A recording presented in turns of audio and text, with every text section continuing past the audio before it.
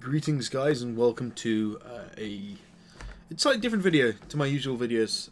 This is actually the first video I'll be doing speaking directly to you guys and not actually streaming live. This is going to be a relic review for Slay the Spire. I'm going to be reviewing all of the relics within the game, with the exception of the ones for the silent, as I'm reviewing them from the perspective of a speedrunning using the Ironclad. In fast mode, any percent. If you have no idea what that means, then you're probably watching the wrong video.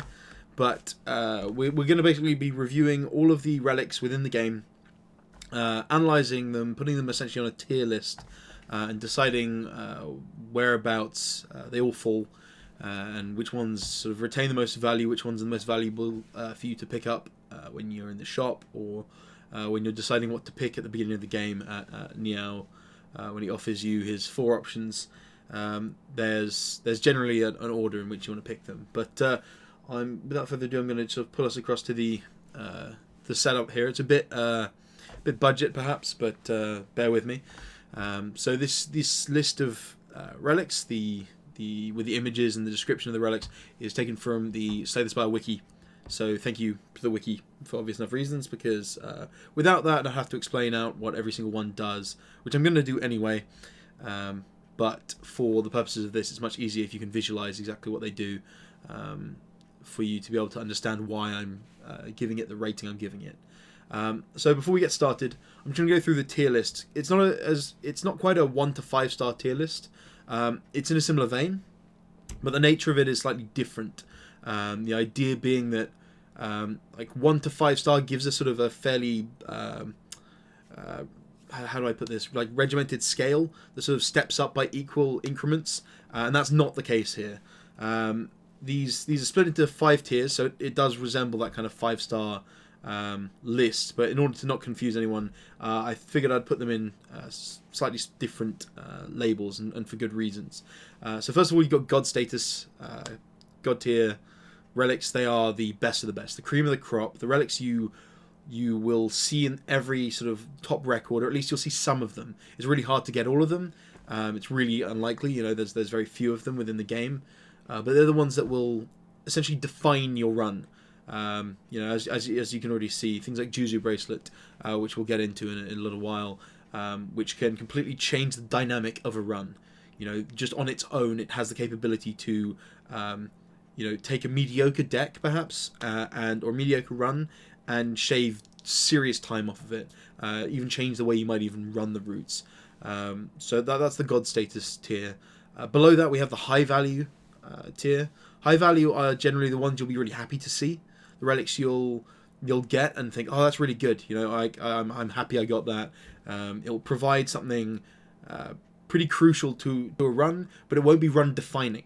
So it'll be the slightly support, utility-based relics that provide just that additional value that you couldn't otherwise get, but they don't break the game, essentially. That's what the God status ones do.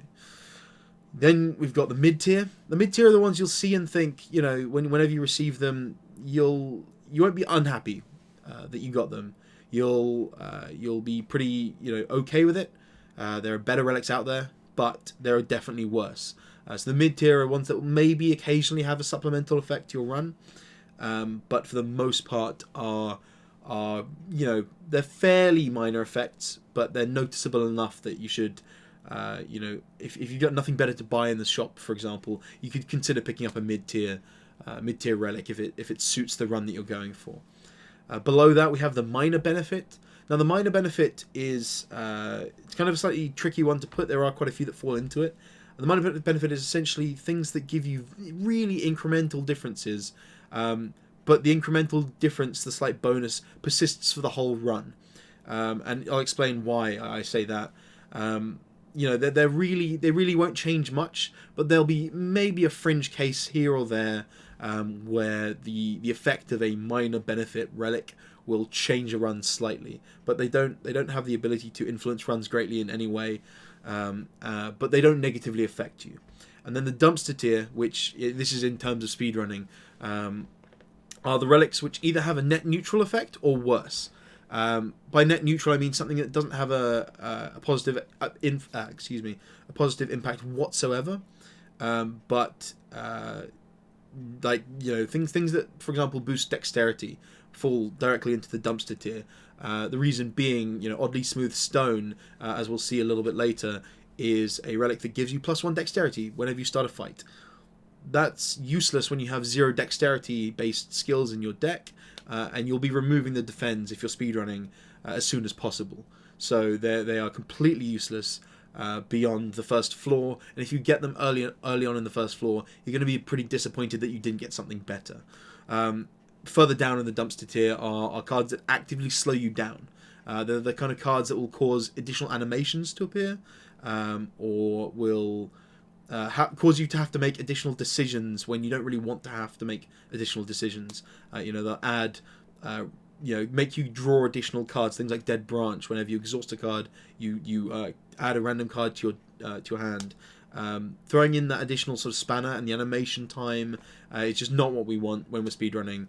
And in addition to that, there are cards like Dreamcatcher, which some would argue, Dreamcatcher, sorry, to give you context, whenever you take a rest at a fireplace, it allows you to pick a card.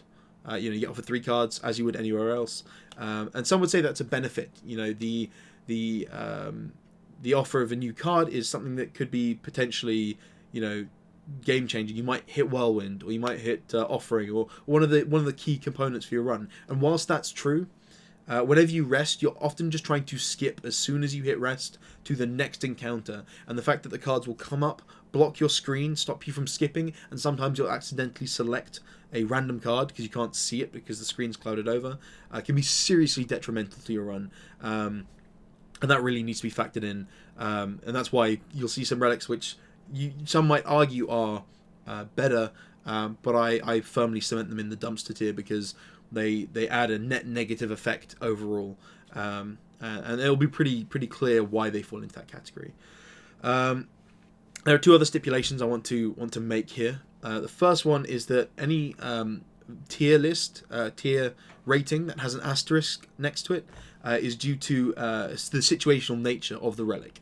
So in some cases, the relic will be game changing, whilst in other relics they will be pretty average to poor. One of the best examples I can give you guys is the Bottled Flame. So the Bottled Flame, which we'll again delve into later, when you get it, it allows you to pick an attack, and that attack will appear in your opening hand in every fight.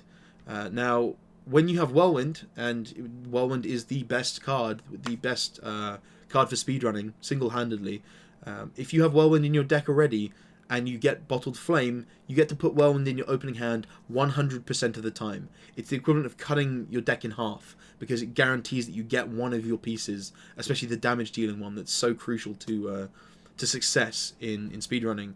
Meanwhile, if you get Bottled Flame earlier on, when all you have are maybe Bash and your strikes, it's not that great. You're adding Bash guaranteed to your opening hand, which, you know, through the early floors is okay, but then it means it guarantees that you're lowering the chance of you hitting Whirlwind in your opening hand, because one of your cards is already eaten up as Bash or as a strike, and that can be, you know, that can be horrible, because you could have a perfect run, but because you've got a Bottled Flame on a strike or on a Bash, you just can't consistently hit those perfect turns, those turn 1 kills on the final bosses. So that's the nature of the asterisk based relics. The other stipulation that I've made as well are relics with the sort of hat marker, I don't know what you call it, but the little sort of upwards arrow marker past their name.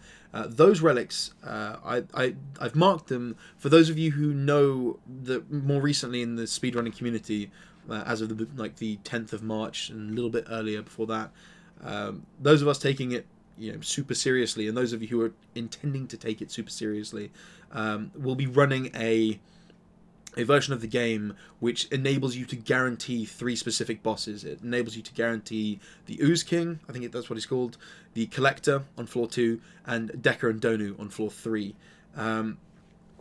If you're running this type of save file, it also means that you only have the Ironclad at level 1, and the Silent hasn't been leveled up whatsoever.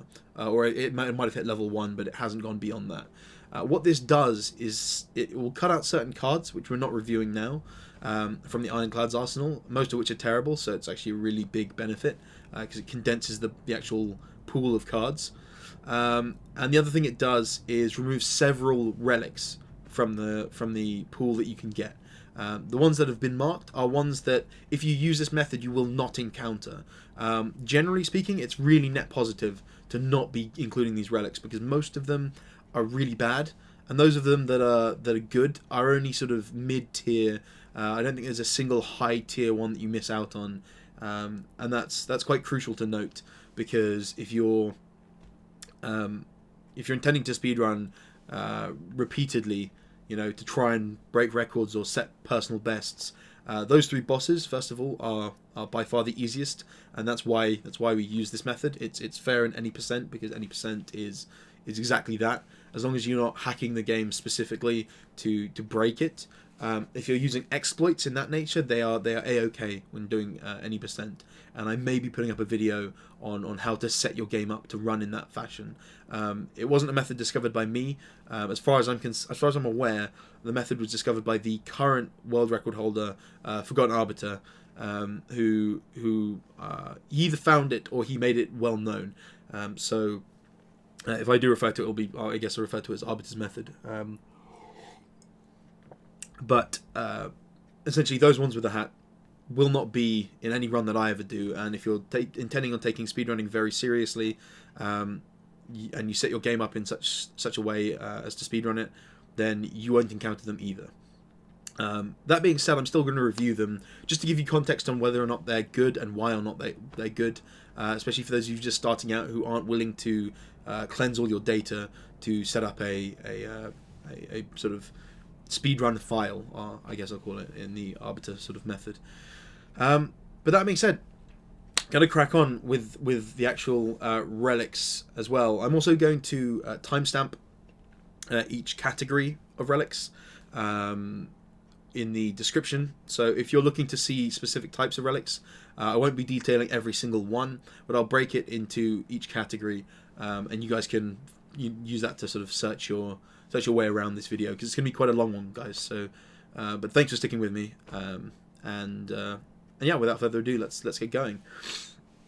So your starter relic, which you'll often be throwing away when you're speedrunning because you want a boss relic, is Burning Blood. That is the Ironclad starter. At the end of combat, heals 6 HP. Now I've pegged this as a mid-tier relic. The reasoning being, it's very, very good if you're not speedrunning and you're taking plenty of fights. But in speedrunning, you're essentially aiming to have as few fights as possible. By aiming to have as few fights as possible, this obviously loses a lot of its sort of gravitas, its reason, its purpose, and a lot of the time you don't care about your health. As long as you don't die by the time you make it to the end of the game, then it really doesn't matter what health you're on. However, the healing can be really useful. You often, when you're speedrunning, you're removing almost all of your defenses. You remove every single block card, or defend, I believe it's called. I always get the names mixed up. So the healing does come in handy when you have fights, but by the very nature of speedrunning, you're aiming to have as few fights as possible, and as such it loses some of its value, which it somewhat retains when you're not speedrunning and you're sort of picking potentially more combat-oriented routes to get more cards and so on and so forth. But it's mid-tier. It's often a very good one to have when you pick at Neows, when you pick the start with a random common relic as well. If you roll high on that, you obviously get the benefit of having one of these common relics you can see on screen, as well as having the Burning Blood, and it's nice in a tertiary way there to offset some of the negativity of not getting an energy boss relic at the start. But overall, pretty average. So yeah, we move on to the common relics, where we have Anchor. Now Anchor it starts each combat with 10 block, so it causes you to start each combat with 10 block. This is a minor benefit, honestly. It may seem really good, but you'll get several combat encounters where no one attacks on turn 1, and you're not using any barricades, you're not using any ways to stop yourself from, or you're basically not going to keep that after turn 1. In the turns you get hit for more than 10 damage on turn 1, that's, that's fine. It's pretty good in that regard. It's better than Burning Blood. But in reality, there's so many encounters where attacks just don't come at you on turn 1, and as such, it loses a lot of its value. But it is a minor benefit. When it does tank that hit, that's 10 extra health that you didn't have to worry about, that you don't have to heal at a fireplace. And it lets you, in that nature, it lets you upgrade cards occasionally more often. But it's pretty minor, and as such, it's not bad. It definitely is good, but only to a slight degree.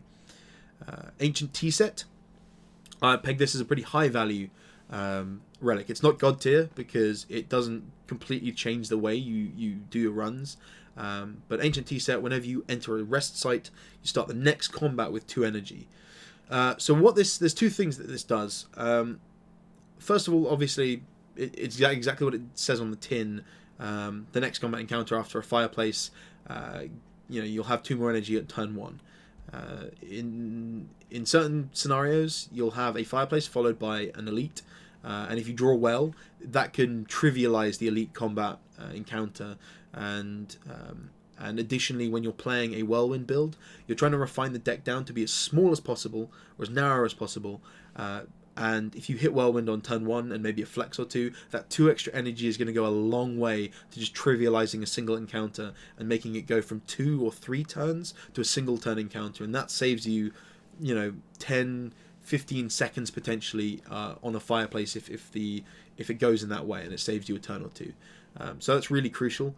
But the second thing it does is it means that every single boss encounter you have from that point on, you're going to have 2 more energy on turn 1. And on floor 1, it doesn't matter so much because you've got the ooze. This is considering that you're using this file. You're going to have the ooze, and the ooze you often want to burst down over 2 or 3 turns. You want to set it up over 2 turns to be as close to 70 health as possible. Ideally have vulnerable procced, and then you use your big burst. You bring him down. You maybe use a fire potion if you've got one, and you just kill him outright and don't have to play additional turns when it splits. So if it enables you to do that, it's fantastic. And that's why it's high value. In final fights against Decker and Donu, when your deck is refined enough, that can set up 1-turn kills and it can be quite a big part of that. If you have double tap, if you have Necronomicon, that's 4 extra ticks or 6 extra ticks just because of the Ancient Tea Set. If you do it on turn 1, or if you have Ice Cream and it carries over to the turn you do get your Whirlwind build. That's potentially insane. So the fact that it hits every boss encounter is really important. We've got Art of War. So Art of War, if you do not play any attacks during your turn, gain an extra energy next turn. I don't think I need to explain why this is really bad, because your deck will essentially be a few select skills. The perfect run is going to be a few select skills and mainly attacks, mainly whirlwinds, maybe a heavy blade, maybe a vulnerable applier like Thunderclap, but it's not going to contain anything else. It's not going to contain turns where you're not attacking, essentially, and as such, Art of War is dumpster tier. You'll never gain that benefit, ever. You never should. You'd be making a big mistake if you don't attack on any turn. But thankfully, it's not included in the pool of relics if you use the save file sort of manipulation. So it's fantastic. It's fantastically shit. Sorry. Next up, we have Bag of Marbles. Okay, so Bag of Marbles is God tier. At the start of each combat, you apply 1 vulnerable to all enemies. This may seem pretty minor, but it's Mag of Marbles for anyone who watches my stream. It's Mag of Marbles, not Bag of Marbles. 1 vulnerable seems really minor, but what it allows you to do is burst on turn 1 without requiring something to give vulnerable. Vulnerable is really important in a whirlwind setup, and AoE vulnerable is fantastic. It can turn some of the fights in tier 3 in the unknown, I believe it's called, or the beyond. I can't remember what the floor is called. But it can trivialize some of those encounters and turn them from 2 or 3 turn encounters to 1 turn encounters if you hit your whirlwind, or you hit your offering into whirlwind. They're guaranteed to die, and it kills them faster. You only have to watch 3 whirlwind ticks rather than 5 or 6. And that's pretty important. It may seem really trivial, but it's not. That is shaving off the seconds that will get you a personal best or a world record. It will also remove Artifact if the opponent has Artifact, and your deck is almost always going to contain a Bash. So if you can remove Artifact early and then apply the Bash vulnerable, it can really be beneficial in the long run. So Bag of Marbles is God tier, the first God tier we'll see of quite a few, but it's really, really valuable. Bag of Preparation. At the start of each combat, you draw 2 additional cards. Now, I've put this in high value. There is a case to be made that it is God tier because the theoretical best deck ever that we've sort of theory crafted between a bunch of us speedrunners would require a Bag of Preparation. So you can make a case saying it's God tier, but it doesn't define a run and change a run in the same way that other God tier relics do. So it's sitting in the high value. Definitely happy to see that. Definitely pick that up in the shop if you see it and you don't have a God tier relic and you don't want to be removing a card. And Bag of Preparation is really good. It is a bit slow. The one downside is the animation will show 2 cards being drawn and then 5, which is a bit of a bummer. But it's outweighed by the fact that you're more reliably going to hit your heavy hitters, your whirlwinds, your offerings, your flexes, so you can combo more reliably thanks to Bag of Preparation. So it's really good, just not quite God tier level. Blood Vial. At the start of each combat, heal 2 HP. Now this is a minor benefit, similar in vein to Burning Blood, but it's not as good because it triggers at the start of your combat and it's for a third of the amount of healing. So it's often pretty negligible, but it is a positive effect. It's a net positive effect, and as such, it's a minor benefit. I do want to stipulate actually though that Blood Vial combos in the Vampire event. I don't know what it's called, but the fanged people who basically replace all the strikes in your deck with bites, and usually when you take that event, you lose, I believe it's 30% of your maximum HP, which is pretty significant, and I wouldn't recommend it in a speedrun especially. But if you have the Blood Vial, all you do is trade in the Blood Vial and you replace all your strikes with bites. Bites are significantly better than strikes for sure, and although you're trying to cut your deck down to as small as possible, so if you've already removed the strike, you would never take that event. The one problem with the event is that bites have a long animation. So whenever you cast Bite, it bites and does this slow sort of glowing effect, and it will eat up, no pun intended, it will eat up your time quite significantly every time you play a Bite. If that wasn't the case, if that gets fixed, I want to note this, if that gets fixed in fast mode at least, that bites no longer take a long animation time, then having Blood Vial and triggering that event would actually be really valuable, because the sustain that you get from the healing, the 1 additional damage per attack at the non-upgraded level would be really significant, and or maybe not really significant, but significant enough that if you could reliably get Blood Vial into the event, then it would be better than a minor benefit. I would put it somewhere, if you could reliably pull that off every run that you got it, I would put it somewhere between high and mid value. But as it is right now, the actual relic itself is a minor benefit at best. Moving on, we've got Bronze Scales. Whenever you take damage, deal 3 damage back. This is a minor benefit. It can occasionally speed up runs, but generally speaking, the 3 damage isn't going to be significant. It only triggers when they hit you. So it's really good against birds, which is hilarious, because the birds that will usually slow you down, even if you have Whirlwind, because they have really long, slow, sort of stunned animations, and if you trigger them all at the same time, you'll be sitting there you twiddle your thumb for about 8 to 10 seconds whilst you just watch them animate, and it's really painful. And they take 15 damage if they attack you whilst you have Bronze Scales. But in reality, it does very little damage. It'll very rarely make a difference, but the times it does, it's okay, and it's not a negative effect. So it falls in the minor benefit category, but nothing beyond that. So Dreamcatcher, I mentioned this earlier. Whenever you rest, you may add a card to your deck. So whenever you rest, you're usually trying to skip ahead to the next event as soon as possible, using the hotkeys to pull back the map whilst the screen is clouded over. You click where the next event was or is, but you can't see it, and you just skip that entirely. Dreamcatcher stops you from doing that, and that's super negative when you're trying to speedrun. The value of potentially adding a really good card to your deck is far outweighed by the additional animations and the time it kills. So Dreamcatcher is dumpster tier, I don't need to say more. Happy Flower. Every 3 turns, gain 1 energy. So the reason that this is different to Lantern, which you'll see in a sec, is that although in a long fight, which generally you won't have, that's a point to note, although it can potentially give you more energy than Lantern does in a long fight, it's not consistent. You don't know, you can't prepare or plan around when you're going to get Happy Flower in a fight. You'll get it, and you'll know that you're getting it if you keep track of it, but you can't plan and say on turn 1 I'm going to have the additional energy. That means I can do this extra on that turn. It's nice, and the benefit is really good when it triggers and it helps you kill something sooner. You know, when you've got 3 energy and it gives you that 4th energy and you double tap into Bludgeon or Whirlwind on floor 1 or something, that can be really fantastic, but you can't plan around it, and that's the issue really. But it's good. It's just not top tier. So it falls into that mid category for me. Juzu Bracelet. Regular enemy combats are no longer encountered in question mark rooms. This is, I believe, the best relic in the entire game. Juzu Bracelet, if you get the right routes as well, it relies you getting on routes with lots of question marks. But in speedruns, the best speedruns will always hit routes with loads of question marks. And avoiding even 1 or 2 combat encounters, especially if you get it early, if you roll for a starter relic, sorry, a common relic, and you get Juzu, that's when world records are broken. No joke. Juzu is unbelievable.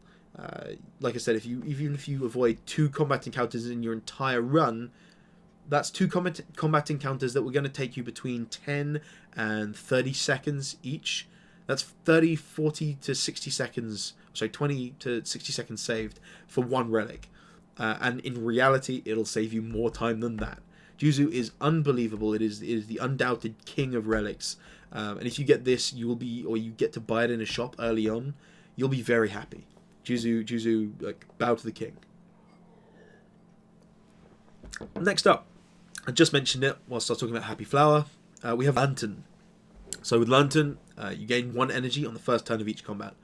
As I said, the reason this is better and falls into the high value category is that it's consistent, and in Whirlwind runs, you're trying to kill enemies on turn 1, ideally, or trigger your combo on turn 1 by making your deck narrow enough that you hit your either your ways to cycle through the deck, or you hit the cards immediately anyway, so you can flex Whirlwind, and that additional energy comes in handy very regularly because you know you've got it when you have Lantern. So really, really good relic.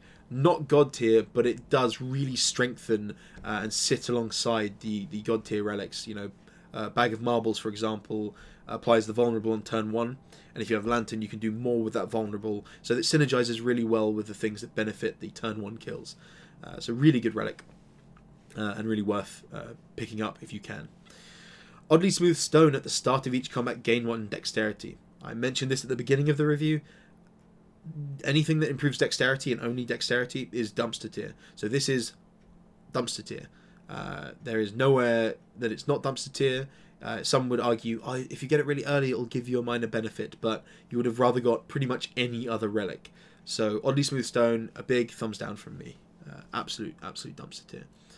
Okay, Omamori. This is both avoidable if you use the save file glitch, and it is somewhat situational. It's quite important to note that. So I've put it right in mid tier. I think it's at the upper end of mid tier, because Omamori lets you negate the next 2 curses you obtain. Now, the next 2 curses you obtain, ideally you're not obtaining curses at all, but what this lets you do is take events that either have a chance of you gaining a curse. For example, there's the event with the Forge, where you can upgrade a card, or the Rummage in the Tomb, which lets you get a relic, and you have a 75% chance of getting a bad curse. It's normality.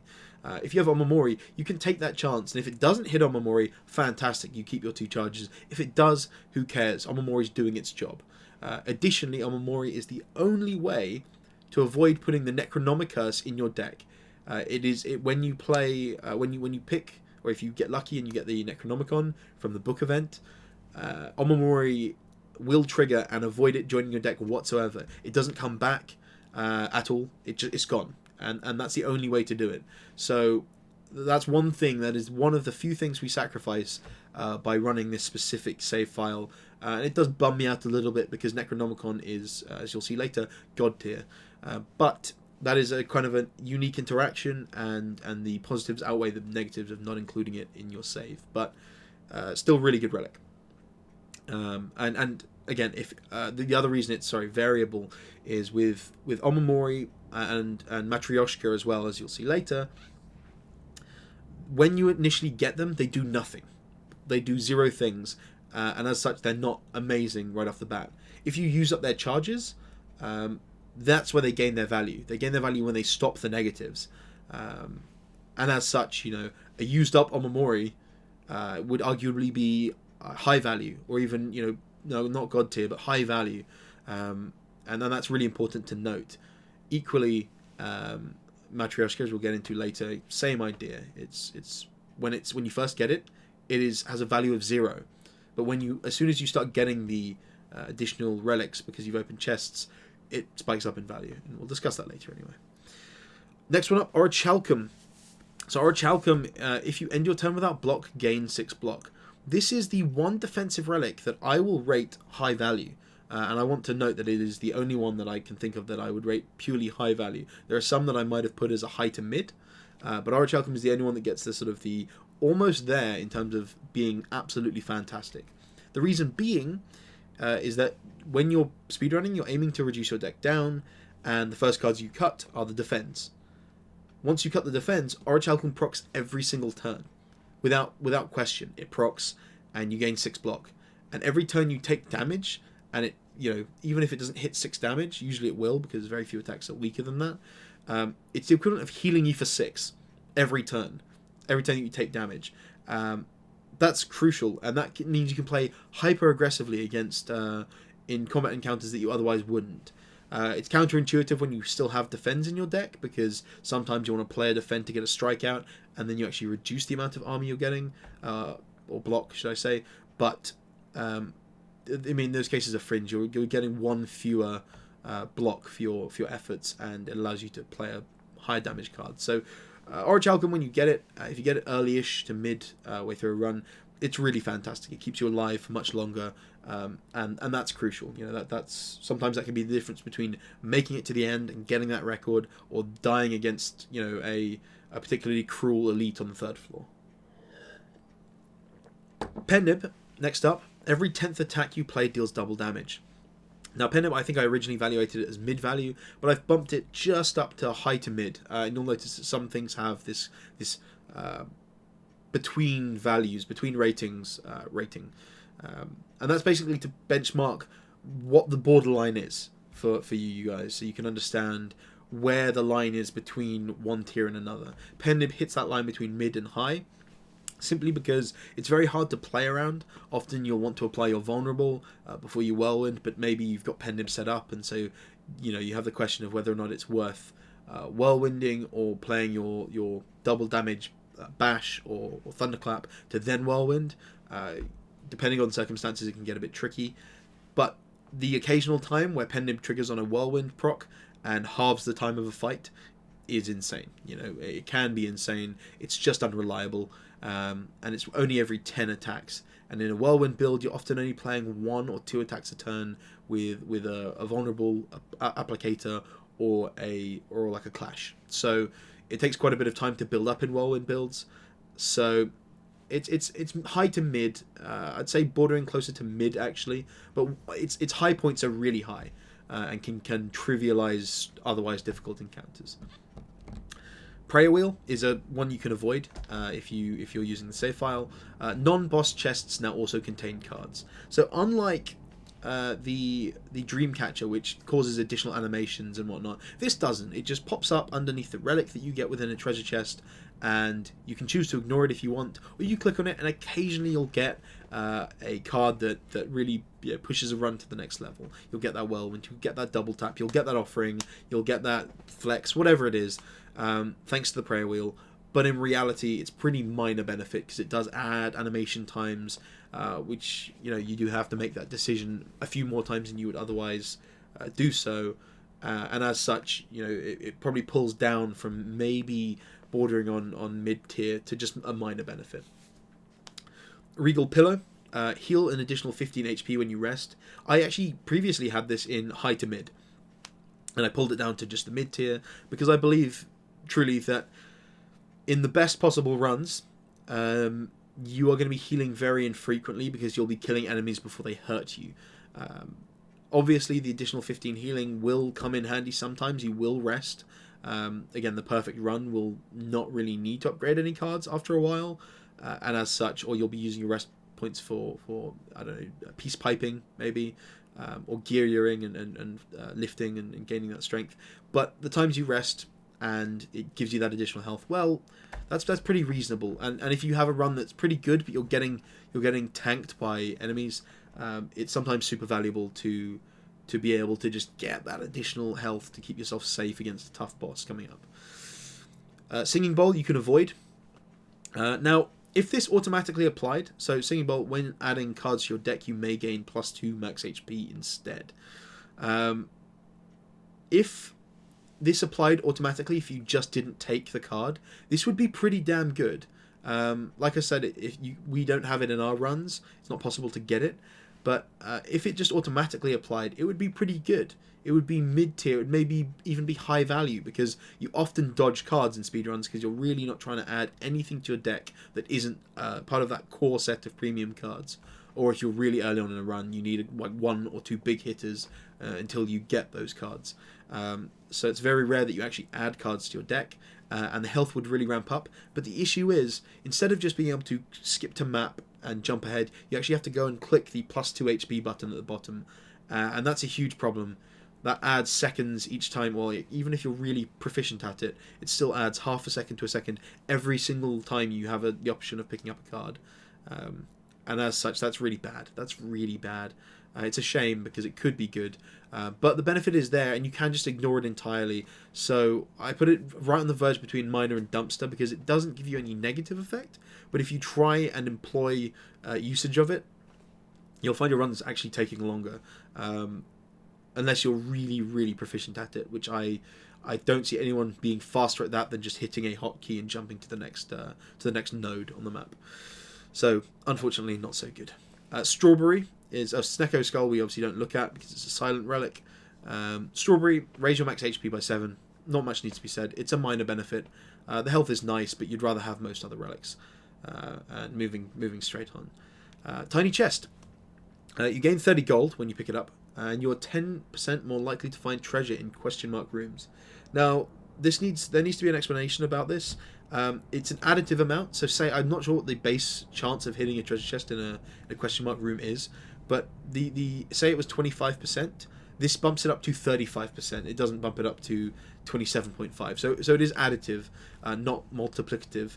But unfortunately, the way it works is that if there is a combat encounter queued into one of the question mark rooms, you have a combat encounter, the tiny chest doesn't reduce that chance. If it did, it would be, I'd put it somewhere in mid value, maybe even high to mid, because it's usually quite cheap and you get your money back, or you get 30 gold back when you pick it up from a shop, for example.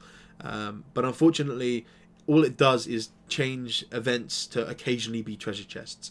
And whilst that will sometimes make you dodge a gremlin wheel, there's no consistency in it, and it doesn't reduce the chance of hitting a combat encounter.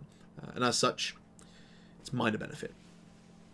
And it also can be avoided by using the save file. So don't really have to worry about it. I would kind of like to see it occasionally, because sometimes you can, obviously when you hit a treasure chest you get additional relics. And if it happens once, you could argue that you wouldn't have got a relic in the previous encounter that was set up in that room. So hey, maybe it's worth it, but I don't think so.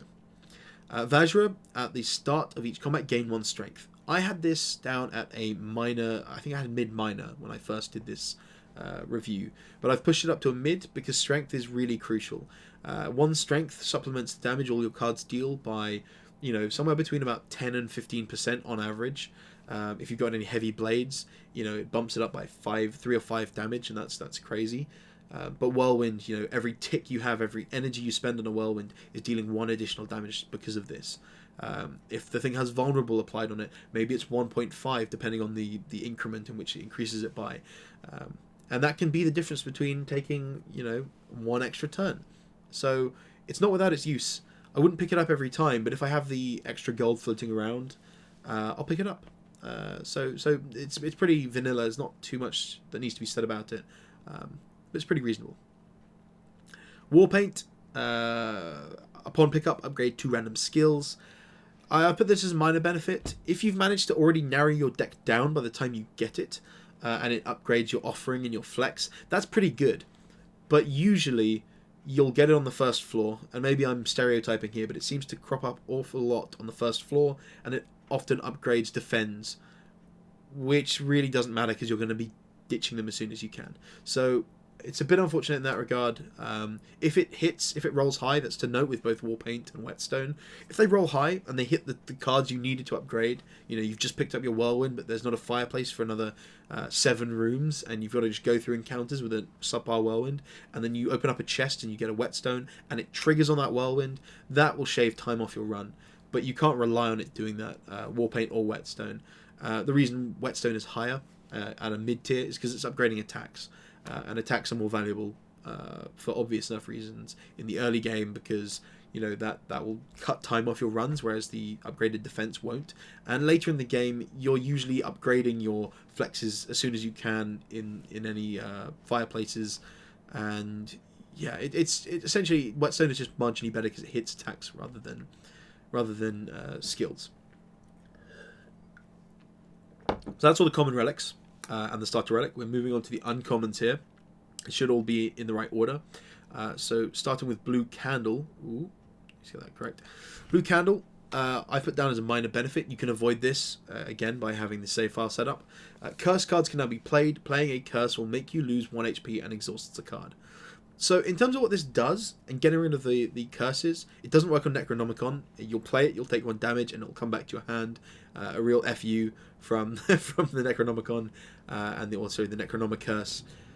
It's just the way it is. You can't get rid of it, and it does say that. But the thing is, in most runs, especially the best possible runs, curses will not be a feature in your deck. They just won't. They won't appear, and although taking 1 damage and exhausting it is pretty good, it's a pretty fair trade-off. 1 damage is really not much, and it improves your future draw consistencies. It will remove any negative effects from those curses. If you have normality, you play it out, and then you can play as many cards as you want, or you stop yourself taking damage if you have pain, or so on and so forth. The issue being that a good run won't have curses in it, so this will have little to no benefit. I've got it as minor because it is a net positive overall. If you do get a curse and you can play it and get rid of it on turn 1 or whenever you draw it, then sure, it's no longer in your card pool. If you cycle background and you would have hit it and you don't, that gives you a chance of having hit your card that's going to kill the opponent, as well as allowing you to play clashes if you have curses in hand. So not entirely useless, but pretty minor, and I'm pretty happy it's out of the pool. Bottled Flame, I mentioned this earlier. Bottled Flame, Bottled Lightning, and Bottled Tornado. I'm going to go through them all at once because they are essentially the same effect, just for different types of cards. Bottled Flame, upon pickup, choose an attack card. At the start of each combat, this card will be in your hand. Bottled Lightning does the same with a skill, and Bottled Tornado with a power. So Bottled Flame, as I said, is pretty variable, but when it hits home, when it hits that Whirlwind, it's God tier. Adding Whirlwind to your opening hand every single run, and usually on the left-hand side, so you even know where it's going to be, so you can play it straight away if you think it's necessary, is fantastic. But you can't guarantee that you'll have Whirlwind when you hit Bottled Flame. If you do, it's God tier, no question. But if you don't, you're often clogging up your opening hand. You have to, if you click on it, once you have it, you have to pick an attack. You can't skip it. You can't sort of say, no thanks, Bottled Flame. Which means you'll often add the bash or maybe like a heavy blade to your opening hand, which isn't entirely useless, but it's not the Whirlwind that you were looking for, and it even clogs up your opening hand with a guaranteed thing that isn't Whirlwind, that isn't Flex, that isn't Offering, and that's pretty sad, unfortunately. Meanwhile, Bottled Lightning, I could be underrating Bottled Lightning slightly. I say underrating, I put it at high value actually, because you can use it to put Offering or Flex into your opening hand. And those are pretty good cards to have. Offering especially to get you to cycle every time you start a combat. That can be really good, but it's just not quite as good as having Whirlwind. You could still have Offering, play it out, and if your deck's too big, you don't hit Whirlwind. Well, you've just wasted that turn. Unless you have another way to cycle to it. It's really good, but it is temperamental. And additionally, if you don't have those skills by that point, and you add a defend, if you don't have anything better than a defend to put in, it puts a defend in your deck that you cannot remove, and that is terrible. That is really bad, and that can actually kill runs by just adding annoying cards into your deck. Meanwhile, Bottled Tornado adds a power. I've put this as dumpster simply because you generally won't be adding powers to your deck, so you generally won't see this. It'll only appear, these will only ever appear if you have a card of that type in your deck. So Bottled Tornado, generally you'll never see it. But there's the case that you could take an Inflame, but even then you generally won't want it in your opening hand. You could argue that you would, but it means that you're less likely to draw Whirlwind or Offering or Heavy Blade or Flex, or whatever you're trying to get to.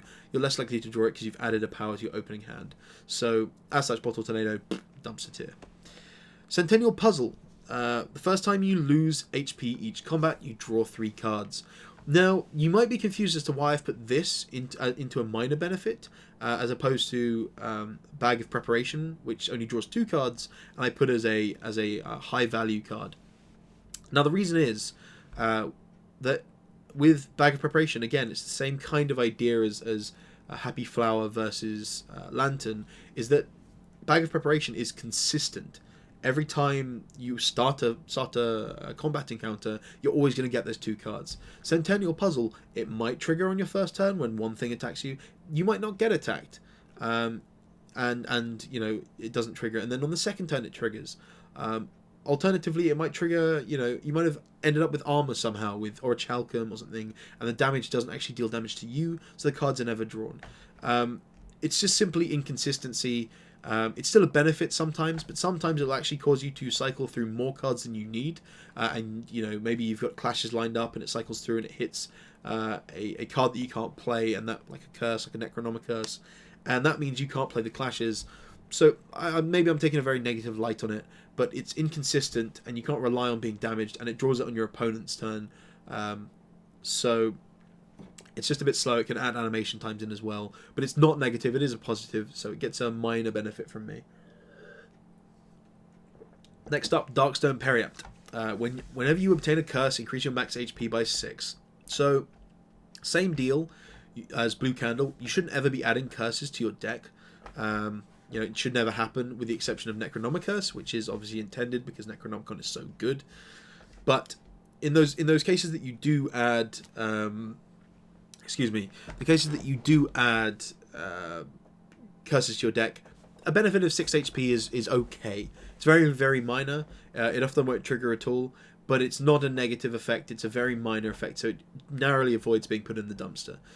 But you'd often be much happier getting pretty much any other relic as well. So, you know, borderline dumpster perhaps, but I see it as having some potential if you get screwed by a couple of curses, and give some minor positive, you know, spin on, say, the Twisting Halls encounter, which is the sort of infamous deck filler that no one wants when they're speedrunning, but you always get it on the 3rd floor.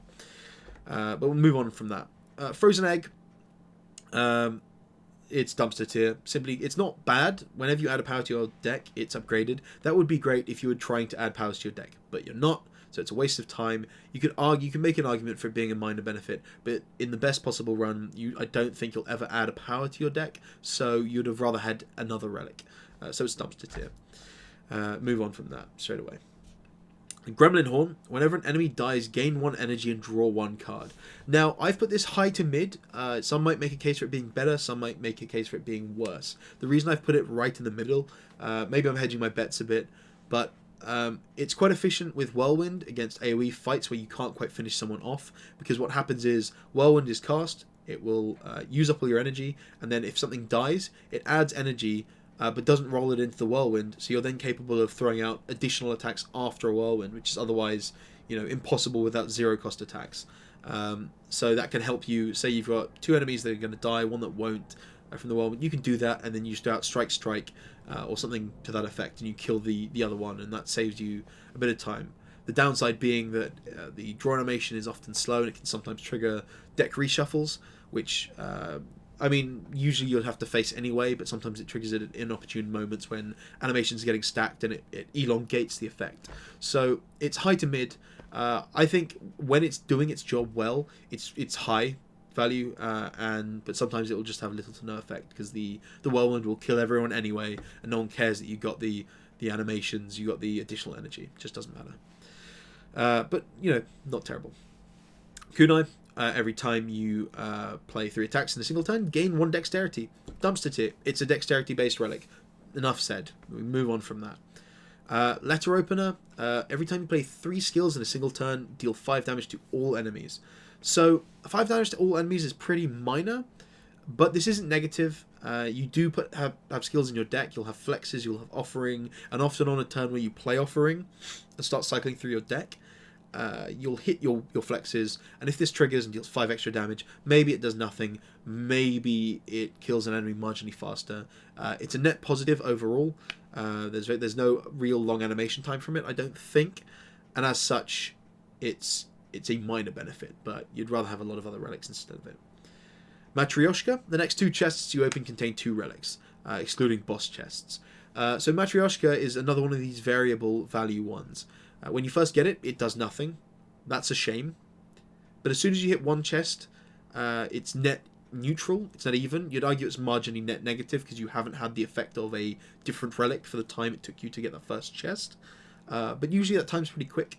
And then once you hit the second chest, you get basically an additional relic for your troubles, and that's when it has value. But it's highly RNG based off of the relics that you get from the chests. If you roll high on it and you get 2 great additional relics, obviously that could be god tier if it rolls you a Juzu. But you can't say in the best possible scenario it's god tier, and that makes it god tier.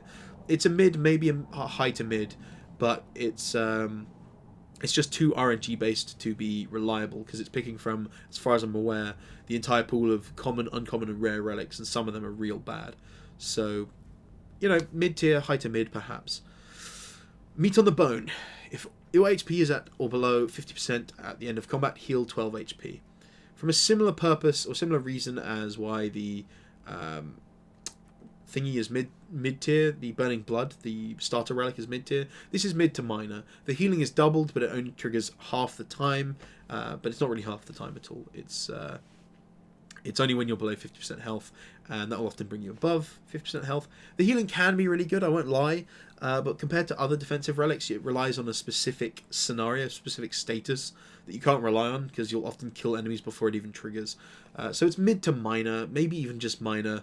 Honestly, it's not bad for sure. When you get that heal, it can stop you from dying in that clutch run, but it's not the thing that defines or even supports a brilliant deck. It's a tertiary addition that you can sort of get supplied from elsewhere. Orichalcum blows this out the water, because if you take 2 hits that go over 6 damage by Orichalcum, then it's already as good as this, and it triggers all the time, whereas Meat on the Bone triggers only when you're low. So I don't know.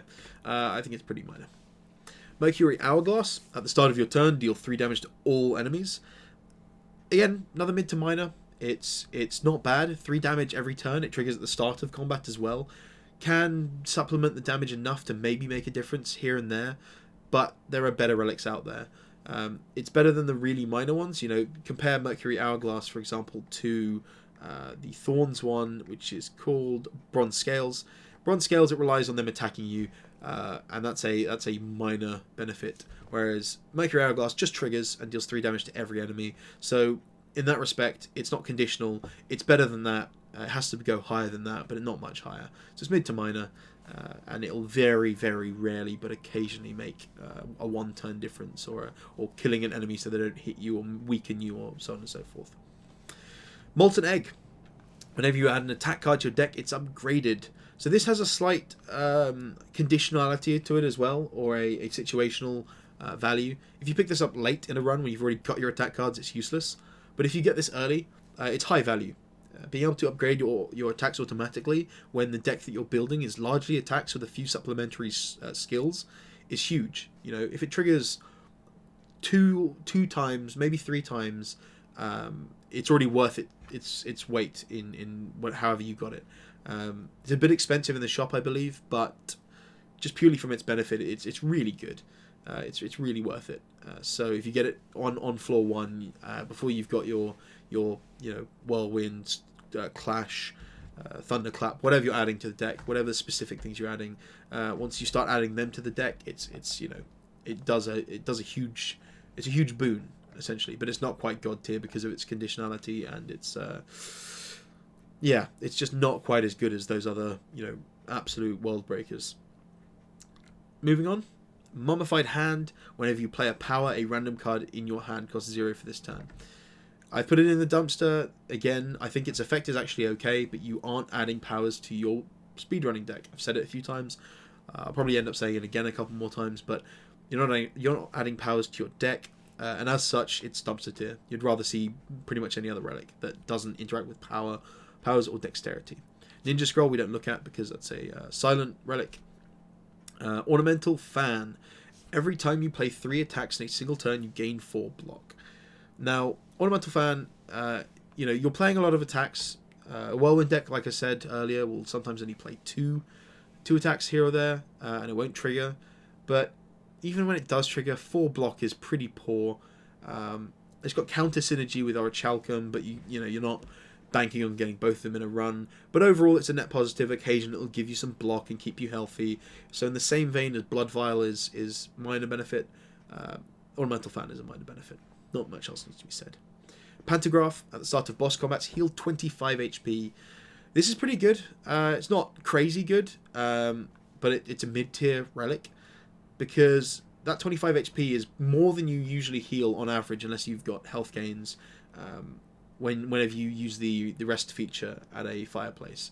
You can often plan around it, and that allows you to upgrade a card when you're heading into a boss, or alternatively use an alternative effect and benefit from that. So, like a Peace Pipe, remove a card. It just allows you a bit more flexibility with your floors. If you get it on the 3rd floor compared to the 1st floor, it obviously loses its value. And I'd say on the 1st floor, actually, the ooze often presents little to no threat. Honestly, most bosses do present little to no threat, which is why this is no higher than a mid tier, especially when you're using the special save file. And the best possible decks will probably not make any use of the Pantograph, really, because they'll kill the bosses so quickly. But the benefit's there. 25 health is pretty damn good, and it triggers automatically. You don't need to rest at the stop or something stupid. So a mid tier, maybe worse. I'm not entirely sure. Anyway, carrying on from there. Paper Crane we're not looking at because we're not looking at silent relics. Paper Frog. Enemies with vulnerable, this is Ironclad specific, take 75% more damage rather than 50%. So Paper Frog is the one that I would peg as being the defining line between God tier and high tier, or high value, sorry. God status is very rare, and Paper Frog almost makes the cut. Making vulnerable do more, and add 25% more damage to everything else you do when an enemy's vulnerable is potentially insane. The issue is that on its own, it doesn't achieve that. It only achieves that when you've got ways to apply vulnerable. Compare it to Bag of Marbles, which automatically applies it for you, or comparing it to Juzu Bracelet, another God tier relic. That automatically makes all question mark encounters non-combat, and that's nuts. Whereas this is almost absolutely nuts, and when it triggers, it's absolutely nuts. But you need other ways, other cards to make it function. And because of that, it's just out of God tier. But that 25% damage is really, really crucial. It's when vulnerable's applied, it's almost as good as having double tap and playing double tap. And when double tap costs a mana, an energy to play and reduces the ticks of your Whirlwind, and Paper Frog doesn't do that, it's almost as good, if not better, in vulnerable situations than a double tap. Though obviously the higher energy gets, the better double tap gets, because you have more ticks of Whirlwind. But really, really, really high quality relic. You'll be very happy to get that. So yeah, moving on. The pair, raise your max HP by 10. Again, minor benefit. 10 HP is better than 7, but you'd rather get something else, really, because you're not dying when you have a good enough deck. So nothing else really needs to be said. We'll move on from that. Runic Dodecahedron. This also has a minor benefit. If your HP is full, gain 1 energy at the start of each turn. The reason this isn't better is because you don't ever defend, so you're always taking damage, so it's rarely ever active. It's obviously a net positive, and it always triggers at the start of a floor, and if you've got a good enough deck where you can clear the first encounter on a floor immediately, it can carry over into, especially like entering tier 3, it can carry over into the second, maybe the third encounter, and as such it's not dumpster tier, but you would rather see a lot of other relics instead of this, because the benefit is pretty short-lived. And it can often almost bait you into healing when you enter a fireplace if it brings you up to full, and that means you're using it inefficiently. You're the healing, and you're not upgrading a card. You're not peace piping a card out. You're not gear-earing, lifting. So a little bit bad, but not terrible. It doesn't add a negative effect. It's just rarely active. Self-Forming Clay, another Ironclad specific relic. When you lose HP in combat, gain 3 block next turn. Not bad. It's a minor benefit. I wouldn't peg it higher than that, simply because if you're losing, you usually kill enemies quick enough anyway. It's not consistent. You need to be hit for it to apply next turn, and often enemies cycle in attack, not attack cycles. So the armor might be there, but it might not even get attacked. And the fact is, you have to have been hit for it to be active. Compare it again with Orichalcum. Orichalcum is always there. Whether or not you get hit, you have 6 extra health. This, you need to be hit twice to have as much. And like I said, they often cycle in attack, not attack, cycles. So the Self-Forming Clay is just not quite as good. And as well, it's not bad though. So it is positive. It just gets a minor benefit, and you don't really care about it in a speedrun. Shuriken. Every time you play 3 attacks in a single turn, gain 1 strength. So I think Shuriken scales as well. The earlier you get it, the better. Because in early floors, you're often having to play strike, strike, strike. Or, you play multiple attacks before you get your combo. By the time you have the Whirlwind combo, it's rare you play 3 attacks on a turn. Sometimes you will, because you want to bash to apply the vulnerable, or your Thunderclap to apply the vulnerable, then your Whirlwind after using all your flexes, and then you might drop a Clash in there. But it triggers less and less the further on a good run gets. So it's a mid-tier, but it scales. It essentially starts really good and slowly tailors off. But obviously strength is such a good stat to get when you're using a Whirlwind build.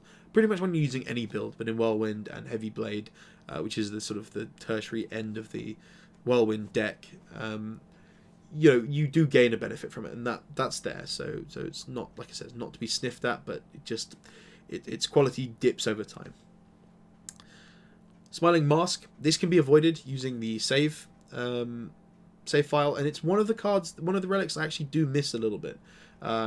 So Smiling Mask says that the merchant's card removal service now always costs 50 gold.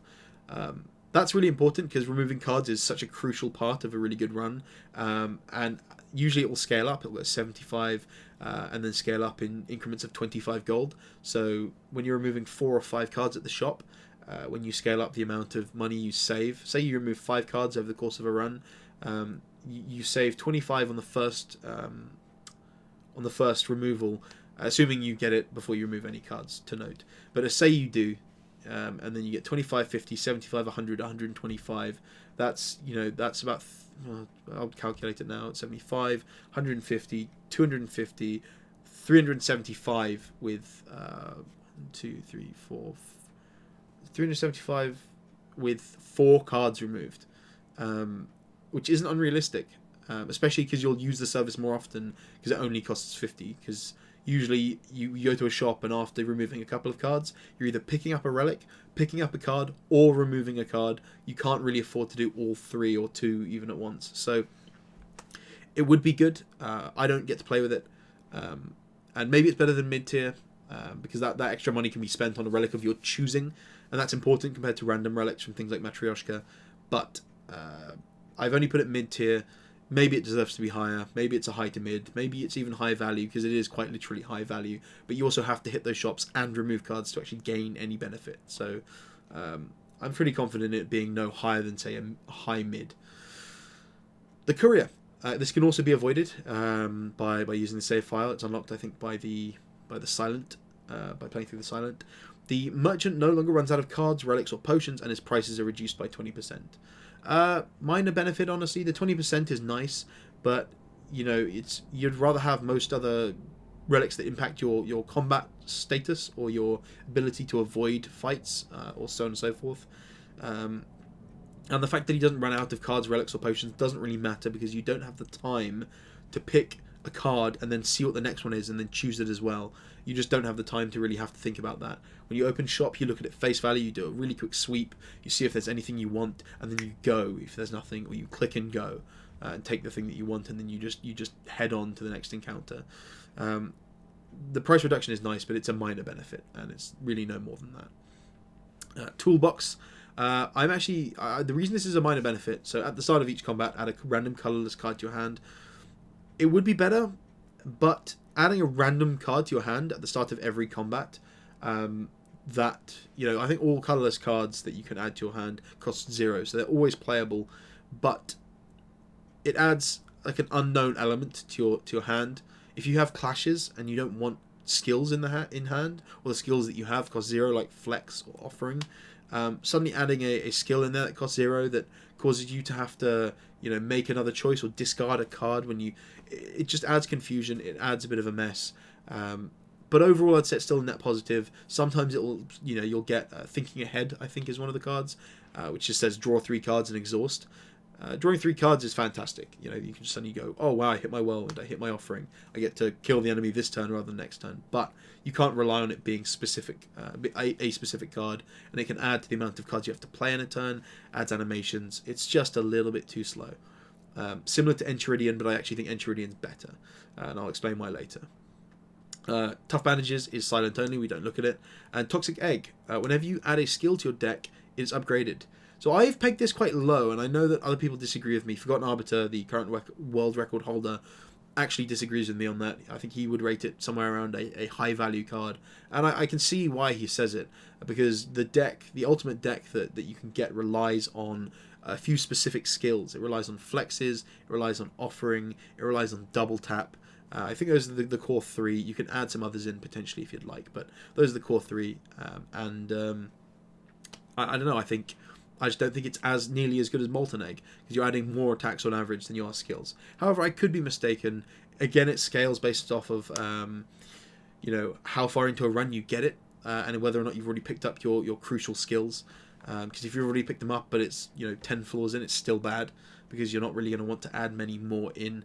So variable quality, again, maybe I'm underpegging it. I do appreciate what others are saying, that maybe it's mid-tier, but I wouldn't put it higher than mid-tier, whereas I think Molten Egg just has that extra value, and steps up just a little bit further. So that's all the uncommons. We're moving on to the rares now. The rare relics, shorter list, thankfully. My voice is, you know, going to thank the devs for making it shorter. Starts off with Bird-Faced Urn. I had this originally in Dumpster Tier. I think it should actually probably be in Dumpster Tier. I don't know why I moved it back out to Minor Benefit. Whenever you play a power, you heal 2 HP. Same deal. You don't add powers to the deck, therefore you don't make use of this, so you'd rather see another one. In fact, I'm going to change it now. It's the only one I'm going to change during the video, I think. And just put that actually back in the dumpster where it belongs. So yeah, Dumpster Tier, unfortunately for the Bird-Faced Urn. Calipers, at the start of your turn, and people are going to berate me for the pronunciation. At the start of your turn, lose 15 block rather than all of your block. One of the worst relics you can get. It doesn't even have a potential positive effect, because you're never adding block to your character ever. There's 0 scenario where you choose to add block that would be over 15 anyway in a speedrun. So this is a useless relic. Completely useless, enough said. Champion Belt, Ironclad only. Whenever you apply Vulnerable, you also apply 1 weak. This is pretty good. Pretty good. You apply Vulnerable in your runs, the obvious example being Bag of Marbles, and when Bag of Marbles applies it, it also applies the weakened effect. And that can go a long way to keeping enemies suppressed and keeping yourself alive quite easily. You know, you maybe add a Thunderclap into the deck, and Thunderclap just applies Vulnerable and Weak to everyone. That's really good. It doesn't hit God status because it's just not God status, basically, but it's a really quality relic to get. You know, maybe it tailors slightly towards high to mid, but I think I cemented in high because of the the power of the weakened effect. Charon's Ashes, also Ironclad only. Whenever you exhaust a card, deal 3 damage to all enemies. This, unfortunately, is dumpster tier. Reason being that the animation takes quite a lot of time. You're also rarely exhausting cards. You'll exhaust your offerings, but in a prime deck, should I say, you are never exhausting anything else other than an offering. As such, that's 3 to 6 to 9 if you have 3 offerings for some insane reason. 9 damage to all enemies if you hit them all, and the animation that it uses up takes too much time. You'd rather see a lot of other relics. As such, Charon's Ashes in the dumpster. Dead Branch, you can avoid having this in the potential decks. That's a good thing because it sucks. Whenever you exhaust a card, add a random card to your hand. First of all, the inconsistencies of things like clashes, not being able to be played because you've hit a power or a skill that you can't play is bad from when you play your offerings. And on top of that, random cards into your hand that cause you to have to rethink your turn strategy is not what you want when speedrunning. The animation is also kind of slow, so I'm very glad that I don't have to play with this in any decks that I play with. Duvidol. For each curse in your deck, start each combat with 1 additional strength. I have only pegged this in minor benefit, and it is verging towards dumpster because of Necronomicus. If you have a Necronomicon and you haven't had what's it called? I'm going to forget the name of it now. If you haven't had an Omamori, I remembered it as I clicked back, and you haven't got an Omamori to block it, which I never will because of the save file, then Duvidol is going to give you 1 additional strength then, and at that point it's as good as Vajra, but it relies on you getting Necronomicon. If you have any additional curses, I think you'd still rather not have the curses, but it is a minor benefit if you have unfortunately picked up curses. For example, you get Winding Halls and you say, screw it, I'll take the curse, I'll take the heal that it gives me 1 additional strength. Sure, like whatever. But it's not more than a minor benefit because you don't want curses, so it's like a counterintuitive deck. If you had 10 curses and 10 additional strength, 10 additional strength is great, but if you can't draw the cards to kill people, who cares? So yeah, it's no better than what I've put it. Frozen Eye. When viewing your draw pile, the cards are now shown in order. You're not viewing your draw pile when speedrunning, so it's dumpster. Yeah, I mean, you could try and make a case for it, but whenever you view your draw pile, animations behind it generally slow down or stop or hit certain buffer points. So you never look at your draw pile to see what's coming, and even if you did, you'd have to process what's arriving in such a short period of time that it just wouldn't be worth it. Gambling Chip. At the start of each combat, discard any number of cards, then draw that many. Some people would definitely argue that this is better than dumpster, and there was a while where we actually considered, we were trying to figure out which was better, so whether or not it had any chance of having a net positive effect. This was me, Jimquisitive, and a couple of others sort of had this discussion. We eventually, I think, decided that although it can speed up certain fights by a turn or two, ideally your deck is small enough in the perfect run to have to not require Gambling Chip to recycle through cards, and it triggers on every fight. So if you even forget about it for 1 fight and you have to sort of go, oh shit, I've got to click that, that's a second or 2 added on, and it adds on at minimum sort of a second per fight you have, often more because you're making decisions at the beginning of a fight. So yeah, just too slow. It adds too much thought, too much additional processing that you have to do. That it's dumpster. Ginger. You can no longer become weakened. So I've put this in mid-tier. Some would argue it's a little bit higher, but I'm evaluating this based off of what else is in the high-value tier, and as such, Ginger, it essentially falls a bit short.